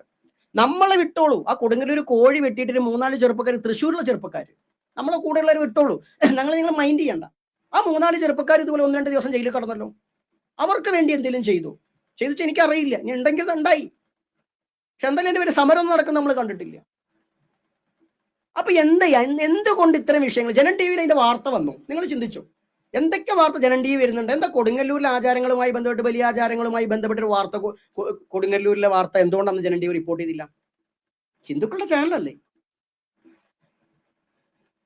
ഇത്തരം ചോദ്യങ്ങൾ ഉന്നയിക്കുമ്പോൾ അതിന് നിങ്ങൾ എന്താ പറയുക, വാതിൽ കൊട്ടിയടച്ചിട്ടോ ആക്ഷേപിച്ചിട്ടോ ജാതി വേർതിരിക്കുന്നു എന്ന് പറഞ്ഞൊന്നും കാര്യമില്ല. ചണ്ടാളബാബ മരിക്കുന്നത് വരെ ജാതി വേർതിരിക്കില്ല. കാരണം ചണ്ടാളബാബ ജനിച്ചത് 2 സമുദായങ്ങളുടെ ഇടയിൽ നിന്നാണ്. ചണ്ടാളബാബയ്ക്ക് പറ്റില്ല, നിങ്ങൾക്ക് ആർക്ക് പറ്റിയ? ചണ്ടാളബാബയ്ക്ക് പറ്റില്ല. ഗുരുക്കന്മാരാവട്ടെ മാതാപിതാക്കളാവട്ടെ വ്യത്യസ്ത സമുദായങ്ങളിൽ നിന്ന് വരുമ്പോൾ നമുക്ക് പറ്റില്ല എന്നുള്ളത് നമ്മുടെ അടുത്ത് നേരിട്ട് വന്ന എല്ലാവർക്കും അറിയാം നമ്മൾ ജാതിവാദി അല്ല എന്നുള്ളത്. നമ്മളെ ജീവിതത്തിൽ എവിടെയും നമ്മൾ ജാതി വെച്ചിട്ടില്ല, എല്ലാവർക്കും അറിയാം. ശർമ്മ എന്ന പേര് തന്നെ ഈ പറഞ്ഞ നമ്പൂതിരിമാര് ഞങ്ങളുടെ പേരാണ് എടുത്ത് വെക്കരുത് എന്ന് പറഞ്ഞപ്പോഴാണ് എന്നാ ചെറുമൻ എന്ന് വെച്ചോ എന്ന് പറഞ്ഞത്. കാരണം അവർക്ക് വിഷമം വേണ്ടായിട്ട്, നമുക്ക് വേണ്ടിയിട്ടല്ല. മനസ്സിലായില്ലേ? ഇത് പറഞ്ഞതൊക്കെ ആലുവ തന്ത്ര വിദ്യാപീഠത്തിലേക്ക് സെക്രട്ടറി ആയിരുന്ന ആളുകളൊക്കെ ഇരുന്നിട്ടാന്ന് ആലോചിക്കണം. ആലുവ തന്ത്ര വിദ്യാപീഠം ആരുടെയും നമ്മൾ പറയേണ്ടത് നിങ്ങൾക്ക് പലർക്കും അറിയുന്നുണ്ടായിരിക്കാം. അവർക്കൊക്കെ എതിരെ എന്ത് നടപടി എടുത്തു നിങ്ങൾ? വിശ്വ ഹിന്ദു പരിഷത്തിന്റെ ആസ്ഥാന മന്ദിരം സ്ഥിതി ചെയ്യുന്ന ക്ഷേത്രത്തിൽ ഇപ്പോഴും ജാതി വ്യവസ്ഥയിലാണ് മേൽശാന്തിയെ നിയമിക്കുന്നത്. അവിടെ ജാതി വേർതിരിവ് നിങ്ങൾക്ക് കാണുന്നില്ല. എന്നാൽ പൂണൂരിട്ടൊരു ബ്രാഹ്മണനെ ഇറക്കുന്ന, കർമ്മ ബ്രാഹ്മണനെ, ആർജിത ബ്രാഹ്മണനെ ഇറക്കുന്ന അവിടെ തന്നെയാണ്. ലെക്സ് സോപ്പ് ഇറക്കുന്ന അവിടെ നിന്നാണ് ലെക്സ് സോപ്പ് അവിടെ ഉപയോഗിക്കില്ല, അവർ ലെക്സ് തേക്കില്ല. എന്നിട്ട് നമ്മളോട് പറയാം നമുക്ക് ജാതി വേർതിരിവാണ്. നേതാക്കന്മാരോട് ചോദിക്കുന്നത്, നമ്മൾ നേരിട്ടറിയാൻ നിങ്ങൾ രേഖാമൂലം എഴുത്തന്നുള്ളൂ. നമ്മൾ സമൂഹത്തോട് ഇതുപോലെ സംസാരിക്കുക. നിങ്ങളുടെ മഹാക്ഷേത്രങ്ങളിൽ, ഹിന്ദു സംഘടനയുടെ മഹാക്ഷേത്രങ്ങളിൽ, നമ്മൾ എന്തായാലും ദേവസ്വം ബോർഡിന്റെ ഒരു തന്ത്രിയാണ്, ദേവസ്വം ബോർഡ് ക്ഷേത്രങ്ങളുടെ ഒരു തന്ത്രിയായിട്ട് അവർ പ്രഖ്യാപിച്ചിട്ടുള്ളതാണ്. എന്നാൽ നിങ്ങളുടെ മഹാക്ഷേത്രങ്ങളിൽ ഒരു നമ്മൾ ഈ പറയപ്പെടുന്ന മലബാര സമ്പ്രദായത്തിൽ നിന്നോ അല്ലെങ്കിൽ കൗള ശാക്തേയ സമ്പ്രദായത്തിൽ നിന്നോ അത്തരം സമ്പ്രദായങ്ങൾ പിൻപറ്റുന്ന സമുദായങ്ങളിൽ നിന്നോ ഒരു തന്ത്രി ഉണ്ടെങ്കിൽ മഹാക്ഷേത്രങ്ങളിൽ, നിങ്ങൾ അതൊന്ന് രേഖപ്പെടുത്തിയാൽ നന്നായിരിക്കും, നിങ്ങളൊന്ന് തെളിയിച്ചാൽ നന്നായിരിക്കും അത്ര ഒരു തന്ത്രി ഉണ്ടെങ്കിൽ. അപ്പൊ പിന്നെ അതൊന്നും ജനങ്ങൾക്ക് മനസ്സിലാക്കാൻ പറ്റുമല്ലോ. അതില്ലാത്തൊരു ദേവപ്രശ്നം നടക്കുമ്പോൾ അത്രയുള്ളവർക്കൊന്നും പ്രാതിനിധ്യം പോലും നിങ്ങൾ ക്ഷണിക്കുന്ന, നിങ്ങൾ കേൾക്കുന്ന പോലും ഇല്ലെങ്കിൽ നിങ്ങളുടെയൊക്കെ അസ്പൃശ്യതയും ചിന്താപത്വം എത്ര വലുതാണ് നിങ്ങൾ ആലോചിക്കൂ. അതിനൊരു മാറ്റം വരണം കേരളത്തിൽ. ഇതിനൊരു മാറ്റം വരണം. അടിസ്ഥാനപരമായി, രാഷ്ട്രീയപരമായി, സാമൂഹികപരമായി, സാമ്പത്തികപരമായി, വിദ്യാഭ്യാസപരമായി, ആത്മീയപരമായി എല്ലാ സമസ്ത മണ്ഡലങ്ങളിലും ഈ മാറ്റം ഹിന്ദുവിന് അനിവാര്യമാണ്. അല്ലെങ്കിൽ ഹിന്ദുവിനെ ഭിന്നിപ്പിക്കുന്നത് ഈ നമ്മളിപ്പോൾ ആചാര്യന്മാരായിരിക്കില്ല, ഹൈന്ദവ സംഘടനകൾ തന്നെയാണ്. കാരണം അതിന്റെ നേതൃത്വത്തിന് അറിവില്ലായ്മ വളരെ കൂടുതലാണ്. ആ അറിവില്ലായ്മ അണികളിലേക്ക് വ്യാപിക്കുന്നുണ്ട്. കാരണം അറിവുള്ളവൻ എപ്രകാരമാണോ മുന്നിൽ നടക്കുന്നത് അതുപോലെയാണ് പിന്നിൽ നടക്കുന്നവൻ വരിക. പണ്ട് ലീഗിന്റെ എന്തോ കളിയാക്കുന്ന പോലെ പറയാറുണ്ട്. ലീഗെന്ന് പറഞ്ഞാൽ ഏതൊരു ചങ്ങാതി, ലീഗിനെ വിട്ടു നമ്മൾ, ഏതൊരു ചങ്ങാതി മുന്നിൽ പോകുമ്പോൾ വണ്ടി വന്ന സമയത്ത് റോഡിൽ വന്നത് അരൂക്ക് എന്ന് പറഞ്ഞു, അപ്പോൾ ബാക്ക് പോകുന്നവൻ അരൂക്ക് അരൂക്ക് അരൂക്ക് എന്ന് പറഞ്ഞിട്ട് തമാശ പറയാറുണ്ട്. ഇത് പറഞ്ഞാൽ നിങ്ങൾ മുന്നിലേക്ക് നയിക്കുമ്പോൾ, നടക്കുമ്പോൾ, നിങ്ങൾ പുരോഭാഗത്ത് നിന്ന് നയിക്കുമ്പോൾ, നിങ്ങൾ അറിവില്ലാത്തവർ നയിച്ചുകൊണ്ടിരിക്കുന്ന ഈ സമൂഹം അറിവുകേടിലേക്ക് പോകുന്നു. അതായത് നിങ്ങൾ ഒരു സമ്പ്രദായം, ബ്രാഹ്മണിസം മാത്രം ഹിന്ദു എന്ന് പ്രചരിപ്പിക്കുമ്പോൾ അത് മാത്രം അതേ തെറ്റിദ്ധാരണയുള്ള ഒരു സമൂഹം പുറകെ നടന്നു വരിക. ഇത് മുന്നോട്ട് പോയാൽ ഹിന്ദുക്കൾ എന്നും വിഘടിച്ച് നിൽക്കും. പിന്നെ ഒരു സന്യാസി വരും, അദ്ദേഹം പറയുന്നത് വെച്ചാൽ സത്വം, രജസ്, തമസ് എന്ന് വേണം, ഉത്തമധ്യമതം പറയരുത് എന്ന് പറയാണ്. എന്നിട്ട് അദ്ദേഹം പറയാണ് ഇവിടുത്തെ ശാബരതന്ത്ര മലബാര സമ്പ്രദായമൊക്കെ താമസിക മൂർത്തികളാണ് എന്ന്. അദ്ദേഹം മനസ്സിലാക്കിയിരിക്കുന്നത് മൂർത്തികളിലൂടെയാണ് സത്യരജസ് തമസ് എന്നാണ്. ഇന്ന സമ്പ്രദായം സാത്വികം, ഇന്ന സമ്പ്രദായം രാജസികം, ഇന്ന സമ്പ്രദായം താമസികം എന്നാണ് അദ്ദേഹം മനസ്സിലാക്കി വെച്ചിരിക്കുന്നത്. എന്താ പറയാ, വേദാന്തിയൊക്കെയാണ് ഈ തന്ത്രം പറയുന്നത്. എത്ര വലിയ കഷ്ടാന്ന് ആലോചിച്ച് നോക്കൂ. മലബാര സമ്പ്രദായത്തിലെ നീലി എന്ന് പറഞ്ഞ വിദ്യാദേവത, പക്ഷെ അദ്ദേഹത്തിന്റെ കാഴ്ച താമസിക മൂർത്തിയാണ്. ചാത്തൻ എന്ന് പറഞ്ഞാൽ രാജസികമാണ്, അദ്ദേഹത്തിന്റെ മുന്നിൽ താമസിക മൂർത്തിയാണ്. മുത്തൻ എന്ന് പറഞ്ഞാൽ സാത്വികമാണ്, വിദ്യാമൂർത്തിയാണ്, ഗുരുവാണ്, പക്ഷെ അദ്ദേഹത്തിന്റെ കാഴ്ചപ്പാടിൽ താമസിക മൂർത്തിയാണ്. അദ്ദേഹം നോക്കുന്നത് കള്ളും കോഴിയും തവിടും കൊടുക്കുന്നുണ്ടോ എന്നുള്ളതാണ്. അത് മോശമാണ് മനസ്സിലാക്കി വെച്ചിരിക്കുന്നത്. അത്ര കഷ്ടാന്ന് ആലോചിച്ച് നോക്കൂ. ഈ പറഞ്ഞ പുണ്യാത്മാക്കളൊക്കെ നന്മയാണ് കരുതുന്നത്, പക്ഷെ അവർ നന്മ കരുതുമ്പോൾ ഒരു അടിസ്ഥാനപരമായിട്ട് ഒരു പ്രശ്നമുണ്ട്. ഇതിന്റെ കാര്യം മനസ്സിലാക്കിയിട്ടല്ല. ഇവർ പഠിച്ച ഭഗവത്ഗീത എടുത്തിട്ടൊക്കെയാണ് സത്വം രജസും തമസൊക്കെ വ്യാഖ്യാനിക്കണേ. ഭഗവത്ഗീതത്തിന് ഇറച്ചി മീനും താമസിക്കാന്ന് എവിടെയും പറഞ്ഞു, പക്ഷെ അതൊക്കെ എടുക്കുന്നേ. അവര് കേൾക്കുന്ന പദ്ധതികൾ ഉണ്ടാവുന്നു. ഹൈന്ദവ സംഘടനകൾ അത്തരം ആചാര്യന്മാരെ പ്രൊമോട്ട് ചെയ്ത് മുഖ്യതയിൽ എത്തിയെന്നാണ് അവരുടെ ഹിഡൻ അജണ്ടയാണ് ഈ പറയുന്ന ആദർശം ഹിന്ദുവിന്റെ ലേബലായിട്ട് വരുന്നത്. അപ്പൊ അവർ അതിന് വേണ്ടിയിട്ടുള്ള എല്ലാ കാര്യങ്ങളും, ഏത് ആദിവാസി പുരോഹിതനെ, ആദിവാസി ആത്മീയാചാര്യനെ ഇതുവരെ ഹിന്ദു സംഘടനകൾ പ്രൊമോട്ട് ചെയ്ത് കൊണ്ടുവന്ന് നിങ്ങൾ കണ്ടിട്ടുണ്ടോ? അമൃതാനന്ദമയി ദേവിയുടെ പേര് ആരും പറയരുത്. അവർ പ്രൊമോട്ട് ചെയ്യുന്ന വിഷയം ബ്രാഹ്മണിസമാണ്. ഇത് പറഞ്ഞ ബ്രാഹ്മണന്റെ ആചാരം എന്നല്ല, അതിന്റെ ഒരു വേറെ രീതിയുണ്ട്, അത് നിങ്ങൾക്ക് പെട്ടെന്ന് മനസ്സിലാവില്ല. അല്ലാണ്ട് ആദിവാസിയുടെ താന്ത് കൾട്ടിന് എന്തുകൊണ്ടാണ് ഹിന്ദു എന്ന് പറഞ്ഞാണ് ബിഗ് സ്ക്രീനിലേക്ക് കൊണ്ടുവന്ന് എന്താ ഈ പറഞ്ഞ സമൂഹത്തിന് മധ്യത്തിൽ എന്താ കൊണ്ടുവരാത്ത? അത് ആദിവാസി എന്നല്ലേ? മുർമു പ്രസിഡന്റ് ആയിട്ട് ഇരിക്കുന്നുണ്ട്, പക്ഷെ മുർമുവിന്റെ സമുദായത്തിന്റെ ആചാരം എന്തുകൊണ്ട് ഹിന്ദു ലേബലിൽ വരുന്നില്ല? പറഞ്ഞാൽ പറയും വാത്മീകി ഉണ്ടല്ലോ എന്നൊക്കെ പറയും. വാത്മീകി ഒന്നും ആദിവാസി ഒന്നുമല്ല. അഗ്നിശർമ്മൻ എന്ന ബ്രാഹ്മണനാണ് അദ്ദേഹം. കാട്ടിൽ പോയിട്ട് കാട്ടിൽ കുറച്ച് ഇരുന്നുകൊണ്ടൊന്നും അയാൾ ആദിവാസി ആവില്ല, അങ്ങനെയൊന്നുമില്ല. അപ്പൊ അതുകൊണ്ട് ഈ വിഷയങ്ങൾ ഗൗരവമായിട്ട് എടുക്കാം. നമ്മളുടെ പ്രതിഷേധം ഒക്കെ നമ്മൾ ഇതോടൊപ്പം രേഖപ്പെടുത്തുന്ന ഈ ദേവപ്രശ്നം വീണ്ടും പുനർവിചിന്തനം നടത്തേണ്ടതാണ്. അങ്ങനെ ഒരു വാബർ ക്ഷേത്രം അവിടെ വരിക എന്ന് പറഞ്ഞാൽ തെറ്റാണ്. വാബർ എന്ന് പറയുന്ന പള്ളിക്ക് ബദലായിട്ട് വാബർ എന്ന ബ്രാഹ്മണ ക്ഷേത്രം വന്നാൽ അത് വലിയൊരു കൂനിമക്കുരു ആവും എന്നല്ലാണ്ട് ഒന്നിന് ബദൽ മറ്റൊരു വലിയ ക്യാൻസർ ഉണ്ടാക്കിയെടുത്ത് എന്നല്ലാണ്ട് ഒരു മാറ്റം ഉണ്ടാവില്ല കേട്ടോ. മറ്റത് നമുക്ക് വേണ്ടാന്നേലും വെക്കാം, പള്ളിയല്ലേ, പോണ്ടാന്നേലും വെക്കാം. ഇത് ആജീവനാന്തം നമുക്ക് ശാപായിട്ട് മാറും. അതുകൊണ്ട് അത് കെട്ടിയാലും കെട്ടിയില്ലെങ്കിലും കണക്ക് തന്നെയാണ്. അപ്പം അല്ല എന്നുണ്ടെങ്കിൽ എല്ലാ ഹിന്ദുക്കളുടെയും നന്മയാണ് ഇരുന്നെങ്കിൽ അത് നല്ല രീതിയിൽ വിചാരം ചെയ്തുകൊണ്ടൊരു എല്ലാവരുടെയും ഐക്യത്തോടു കൂടി നടക്കേണ്ട ഒരു കാര്യമാണ്. അത് നടക്കട്ടെ. പരാശക്തിയുള്ള കാര്യം ചെയ്യട്ടെ. എല്ലാ അധാർമികമായിട്ടുള്ള അധർമ്മപക്ഷത്താണ് മുന്നോട്ട് പോകുന്നതെങ്കിൽ അങ്ങനെ ആകട്ടെ. ഇപ്പൊ നമ്മളുടെ അഭിപ്രായം രേഖപ്പെടുത്തുകൊണ്ട് ഭരണിപ്പാട്ട് മറ്റുള്ള കോടതികളുടെ ഇടപെടൽ, കാലവഞ്ചവും സന്ദർഭമായിട്ടുള്ള കോടതിയുടെ ഇടപെടലൊക്കെ എല്ലാ വിഷയത്തിലും വേണ്ട. പക്ഷേ ഇത്തരം ആചാരങ്ങളുടെ വിഷയത്തിൽ ഇടപെടാൻ കാരണം ഒരു ഹിന്ദു ആയിരിക്കുന്ന ഒരു ചങ്ങാതി തന്നെയാണ് അവിടെ പരാതി കൊടുത്തത്. കാരണം അയാൾ ഈ പറഞ്ഞ പോലെ തന്നെയാണ് അയാൾ മനസ്സിലാക്കിയതൊക്കെ. നേരത്തെ പറഞ്ഞ ലിംഗവും യോനിയും ഒക്കെയാണ് അദ്ദേഹം മനസ്സിലാക്കി, മറ്റൊക്കെ തെറിയായിട്ടാണ് മനസ്സിലാക്കിയിരിക്കുന്നത്. എന്തായാലും ശരി, എന്നെങ്കിലും ഇതൊക്കെ തിരുത്തപ്പെടും. നിങ്ങൾക്ക് മനസ്സിലാവും നമ്മളെല്ലാ ജാതിയിൽ ജാതി തിരിച്ച് ഹിന്ദുക്കളെ വേർതിരിക്കുന്നെന്നും ഇപ്പോൾ നിങ്ങളെ സംരക്ഷിക്കുന്നു എന്ന് പറയുന്നവരാണ് നിരന്തരം ജാതി വേർതിരിവ് ഉണ്ടാക്കാൻ വേണ്ടിയിട്ട് നിങ്ങളുടെ ഇടയിൽ പരിശ്രമിക്കുന്നതെന്ന് എന്നെങ്കിലും ഒരു കാലം നിങ്ങൾ തിരിച്ചറിയും. ആ തിരിച്ചറിയുന്ന കാലം വൈകുന്തോറും അകൽച്ച വർദ്ധിക്കും. അതല്ല എന്നുണ്ടെങ്കിൽ ഇനിയുള്ള കാലത്തെങ്കിലും നമ്മൾ ഈ പറയുന്ന സമ്പ്രദായ ആചാര്യന്മാരെ സത്വരജസ് താമസിച്ചിട്ട് കള്ളും കോഴിയും കഞ്ചാവും ആണോ നോക്കാതെ അവരുടെ ജ്ഞാനത്തെ, ബോധത്തിലേക്ക് നിങ്ങൾ നോക്കിക്കൊണ്ട്, അവന്റെ മാർഗത്തിലേക്കല്ല ബോധത്തിലേക്ക് നോക്കിക്കൊണ്ട് അവന് തുല്യ പരിഗണന കൊടുക്കും. ശങ്കരാചാര്യ സ്വാമികളും ചണ്ടാളന്മാരും വരുമ്പോൾ രണ്ട് കസേരട്ട് അപ്പുറം പുനരുമ്പറകിലല്ല, ഒപ്പം ഒരേപോലെ ഇരുത്താൻ നിങ്ങൾക്ക് പറ്റും. ചരിത്രപരമായി ഇതുവരെ സംഭവിച്ചിട്ടില്ല എന്നുള്ളത് കൊണ്ട് തന്നെ ഹൈന്ദവരിൽ ആരാണ് ജാതി തിരിക്കുന്നത് എന്നുള്ളത് വ്യക്തമാണ് എന്ന് പറഞ്ഞുകൊണ്ട് നിർത്തുന്ന ഇവരെയും ആദിപുത്തൻ ചാത്തപ്പനും ചണ്ടാളമത്തപ്പനും മൂലസ്ഥാനവും കരുനീലിയമ്മയും മുത്തിവെറ്റ കുട്ടിച്ചാത്തന്മാരും സകല പടിമാനമൊക്കെ അനുഗ്രഹിക്കട്ടെ. നമ്മളെപ്പോഴും ഒരു കാര്യം പറയാൻ വരട്ടെ, ഈ ചേർത്തല ക്ഷേത്രവുമായി ബന്ധപ്പെട്ട് അതിൽ ഏതെങ്കിലും ഭക്തർക്ക് ആചാരം മുന്നോട്ട് കൊണ്ടുപോകാൻ നിയമസഹായം വേണമെങ്കിൽ ആശ്രമത്തിൽ ബന്ധപ്പെടാൻ ഒരു കൂട്ടായ്മയുടെ ഭാഗമാണെങ്കിൽ തീർച്ചയായിട്ടും എല്ലാവർക്കും ആവശ്യമുണ്ടെങ്കിൽ നമുക്ക് പറ്റുന്ന എല്ലാ സഹായങ്ങളും ഇവിടെ ചെയ്തു തരുന്നതാണ്. അപ്പൊ ഇവരെയും ആദിമുത്തൻ ചാത്തപ്പനും ചണ്ടാളമുത്തപ്പനും മൂലസ്ഥാനവും കരുനീലിയമ്മയും മുത്തിവെറ്റ കുട്ടിച്ചാത്തന്മാരും സകല പടിമാനമൊക്കെ അനുഗ്രഹിക്കട്ടെ. നമ്മളെപ്പോഴും ധർമ്മപക്ഷം നിങ്ങളുടെ ഒപ്പം തന്നെയുണ്ട്. നമസ്തേ. ഹരി നമ ചണ്ടാള രൂപായ ഗുരു ശ്രീപാദകാം പൂജയാമി. ചണ്ടാളഹം. ജയ് ഹിന്ദ്. വന്ദേ മാതരം.